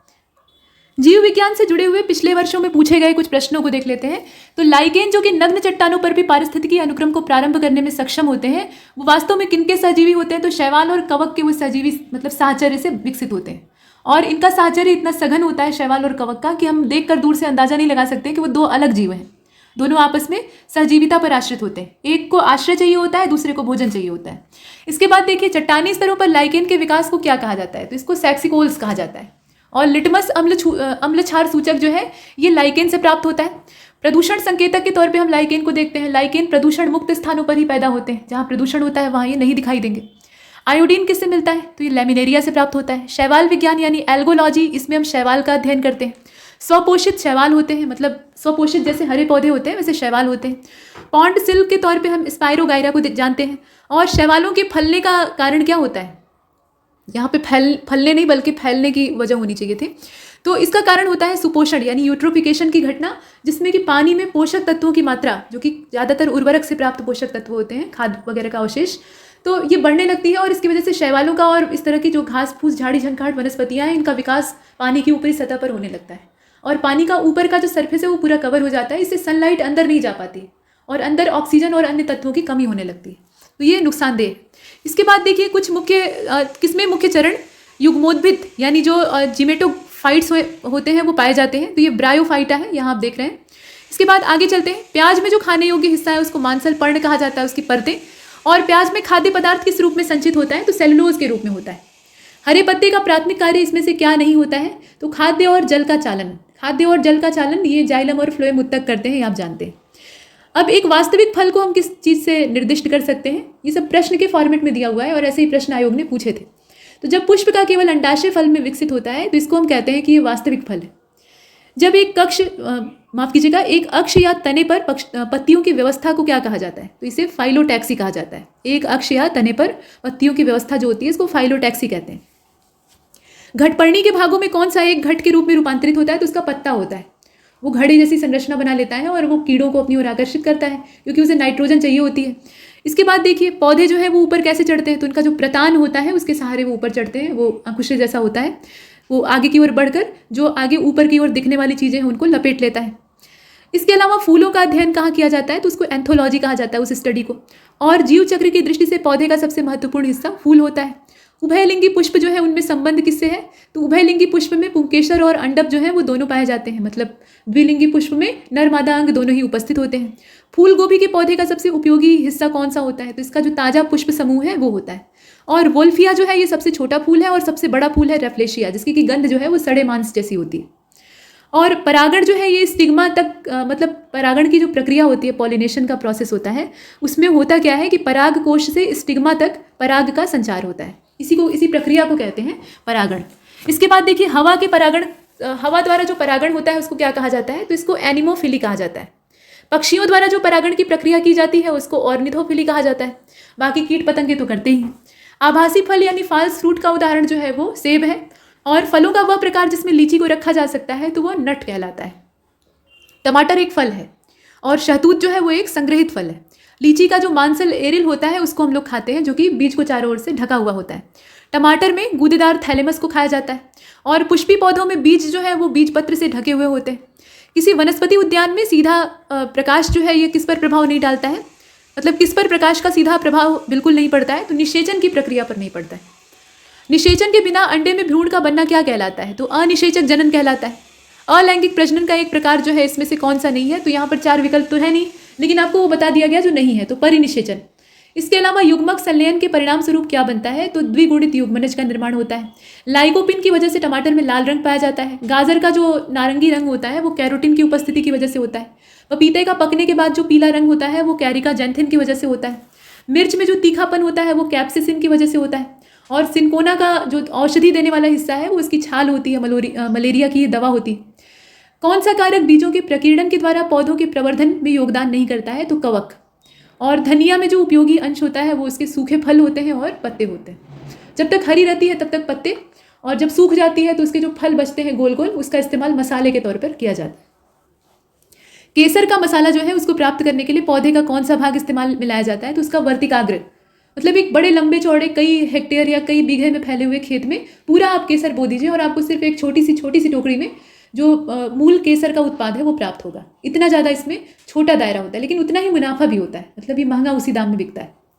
इसके बाद आगे बढ़ते हैं। कौन सा पादप रेशा जो है वो तने से प्राप्त होता है? तो जो सनई होती है, मतलब सन होता है, वो इससे प्राप्त होता है। और वह रेशा जो कि पौधे के तने का उत्पाद नहीं है, तो कपास एक रेशा है जो कि पौधे के फल से प्राप्त होता है। और लौंग जो है ये फूल की कली होती है, फूल की अल्प विकसित अवस्था होती है जिसमें उसे सुखा दिया जाता है। और अफीम जो है ये बिना पका फल, मतलब जो अफीम का पौधा होता है उसके बिना पके फल से में चीरा लगाकर उसमें से जो दूध निकलता है उससे प्राप्त करते हैं, उसे लैटेक्स कहा गया है। क्रिकेट के बल्ले बनाने के लिए जो लकड़ी इस्तेमाल होती है उसको सैलिक्स परप्यूरिया कहते हैं। और ये जो सैलिक्स परप्यूरिया है ये असल में कौन से वृक्ष का वानस्पतिक नाम है, जरा बताइएगा। ये जो यहाँ पर दिख रहा है ना, ये किसी पेड़ का वानस्पतिक नाम है। तो ये कौन सी पेड़ की लकड़ी इस्तेमाल करते हैं? संवहनी यानी वैस्कुलर पौधों में पानी उस ऊपर कैसे जाता है? तो पानी चाहे जो भी पौधे हैं, संवहनी का मतलब जिसमें संवहन संभव है, तो जाइलम उत्तक पानी पहुंचाने का काम और कौन करेगा? जो जल संवहन उत्तक है वही करेंगे। पौधों में जाइलम की उपस्थिति से क्या होता है? तो जल का संवहन होता है, खनिजों का भी संवहन होता है साथ में। फ्लोएम मुख्य रूप से उत्तरदायी होता है आहार वहन के लिए। और पेड़ों की आयु का पता करने के लिए पेड़ों के जो छल्ले हैं, वार्षिक वलय होते हैं, उनकी गणना की जाती है। वाणिज्यिक मूल्य वाला कारक कहाँ से प्राप्त होता है? तो ये क्वेरकस नाम की जो वनस्पति है उससे प्राप्त होता है। पौधों का हरा रंग क्लोरोफिल की वजह से होता है। मैग्नीशियम जो है वो क्लोरोफिल का मुख्य प्रोडक्ट है, मतलब बेसिक फंडामेंटल उसका है। और पौधों में क्लोरोफिन बनाने के लिए जो सहायक तत्व होता है ये क्लोरोफिल है असल में, तो वो मैग्नीशियम होता है सहायक तत्व। हरे रंग का पदार्थ जो पौधों में प्रकाश संश्लेषण कराता है वो क्लोरोफिल कहलाता है। और पौधे और पेड़ों की जो खाना तैयार करने की प्रक्रिया है उसको फोटोसिंथेसिस कहा जाता है। पौधे भोजन का निर्माण करने के लिए सूर्य से ऊर्जा प्राप्त करते हैं। सौर ऊर्जा का अधिकतम यौगीकरण हरे पौधों द्वारा किया जाता है। सर्वाधिक प्रकाश संश्लेषण का क्रियाकलाप जो है वो नीले और लाल रंग के प्रकाश में, उसमें से भी लाल रंग वाले प्रकाश में सबसे ज़्यादा होता है। और सबसे कम जो प्रकाश प्रभावी होता है वो हरा प्रकाश होता है। प्रकाश संश्लेषण में सबसे कम योगदान हरे रंग का प्रकाश देता है। इसके बाद आगे बढ़ते हैं। क्लोरोप्लास्ट जो है वहाँ पे प्रकाश संश्लेषण होता है। और प्रकाश संश्लेषण का जो सबसे अंतिम प्रोडक्ट है वो कार्बोहाइड्रेट होता है। प्रकाश संश्लेषण सिर्फ सूर्य के प्रकाश या रोशनी में हो सकता है कुल मिलाकर, तो केवल दिन में संभव है, रात में नहीं। प्रकाश संश्लेषण के लिए कौन सी गैस चाहिए होती है? तो कार्बन डाइऑक्साइड वायुमंडल में जो है उसका इस्तेमाल पौधे करते हैं। कौन सी प्रक्रिया कार्बन डाइऑक्साइड को वायुमंडल से हटाती है? तो ये प्रकाश संश्लेषण की प्रक्रिया है। और ऑक्सीजन जो है ये प्रकाश संश्लेषण के समय बाहर निकलने वाली गैस है। प्रकाश संश्लेषण के द्वारा निकलने वाली ऑक्सीजन किसके विखंडन से आती है? तो पानी का विखंडन होता है, तो इससे पैदा होती है। और प्रकाश संश्लेषण के द्वारा ऑक्सीजन किस कारण से विमोचित होती है, ये आपको बताना है। तो ऑक्सीजन का जो विमोचन है वो यहाँ पर होता है जल के प्रकाश जल का जब अपघटन मतलब जल का प्रकाश अपघटन होता है तो उसकी वजह से। यदि पृथ्वी पर पाई जाने वाली समस्त वनस्पतियाँ समाप्त हो जाएं तो कौन सी गैस कम हो जाएगी? ऑक्सीजन। प्रकाश संश्लेषण की क्रिया में प्रकाश ऊर्जा बदलती है रासायनिक ऊर्जा में, मतलब प्रकाश ऊर्जा का रूपांतरण किस में होता है? रासायनिक ऊर्जा में होता है। और साथ में आप देख रहे हैं कि किसका प्रयोग पौधों में खाद्यान्न भंडारण के तैयार करने के लिए किया जाता है? तो कार्बन डाइऑक्साइड और पानी है। केल्विन साइकिल जो है ये बताता है कि फोटोसिंथेसिस का कौन सा लेवल है जहाँ पर ग्लूकोज बनता है। और माइटोकॉन्ड्रिया वो स्थान है जहाँ पे ऑर्गेनिल पौधों में कार्बन डाइऑक्साइड और पानी तथा ऊर्जा का पाइरूवेट के व्यवधान में पोषण किया जाता है। और किसके द्वारा ऊर्जा प्रकाश प्रतिक्रिया से अंधकार प्रतिक्रिया में स्थानांतरित होती है? तो ये एटीपी है, एडिनोसिन ट्राइफॉस्फेट। यहाँ तक हमने देखा। किस विटामिन में नाइट्रोजन होता है? तो ये विटामिन बी है। नियासिन जो कि विटामिन बी कॉम्प्लेक्स ग्रुप का एक विटामिन है, इसकी कमी से पेलाग्रा रोग हो जाता है यानी चर्मदाह। और पेलाग्रा और स्कर्वी क्रमशः कौन से विटामिनों की कमी से होते हैं? तो ये जो है ये विटामिन B3 और विटामिन सी की कमी से हो जाते हैं। स्कर्वी जो है वो विटामिन सी की कमी से होता है। पेलाग्रा आप देख ही रहे हैं। विटामिन B12 जो है ये किस धातु के आयन से युक्त होता है? तो कोबाल्ट इसमें पाया जाता है, साइनोकोबाल्मिन। और मसूड़ों से रक्तस्राव, दांतों का गिरना, अस्थियों की भंगुरता, घाव भरने में देरी, ये सब विटामिन सी की कमी से होती है। स्कर्वी रोग जो है ये विटामिन सी की कमी से हो जाता है। विटामिन सी का सबसे अच्छा स्रोत जो है वो आंवला है, यहाँ सेब दिया हुआ है। इसके बाद देखिए घाव को भरने में विटामिनों में से कौन सा सहायक है? तो विटामिन सी होता है। कोले कैल्सीफेरॉल ये रासायनिक यौगिक का सामान्य नाम है। विटामिन डी मतलब कैल्सीफेरॉल ये किसको कहते हैं? ये असल में विटामिन डी का रासायनिक नाम है। और ये कैल्शियम के अवशोषण में सहयोग देता है विटामिन डी। और इसकी कमी से बच्चों में रिकेट्स और बड़ों में ऑस्टियोमेलेशिया नाम का जो रोग है वो हो जाता है। और विटामिन डी सबसे ज़्यादा कॉड लिवर ऑयल में होता है। मछली के तेल से प्राप्त होने वाला मछली के लिवर से प्राप्त होने वाला ये तेल जो है मतलब कॉड मछली के लिवर से प्राप्त होता है, ये विटामिन डी से प्रचुर होता है। इसके अलावा इसमें विटामिन ए भी प्रचुर मात्रा में पाया जाता है। कौन सा ऐसा विटामिन है जिसकी अत्यधिक मात्रा के सेवन से वे शरीर में संग्रहित हो जाते हैं और घातक प्रभाव डालते हैं? तो ये विटामिन ए और विटामिन डी। इसके अलावा ये विटामिन जो कि टोकोफेरॉल कहलाता है वो विटामिन ई है। और कौन सा विटामिन ई जो है इसका अच्छा स्रोत माना जाता है? तो ये ताज़ी सब्जियां हैं। विटामिन ई का महत्वपूर्ण स्रोत कौन सा है? तो गेहूं के अंकुर का तेल। और विटामिन के जो है इसकी विशिष्ट भूमिका किसके संश्लेषण में सहायक होती है? तो ये प्रोथ्रोम्बिन के संश्लेषण में सहायक होती है। विटामिनों में से कौन सा एक रक्त के स्कंदन का कार्य करता है? तो ये विटामिन के है। तो यहाँ तक हमने इसे कवर किया है। तब तक के लिए नमस्कार।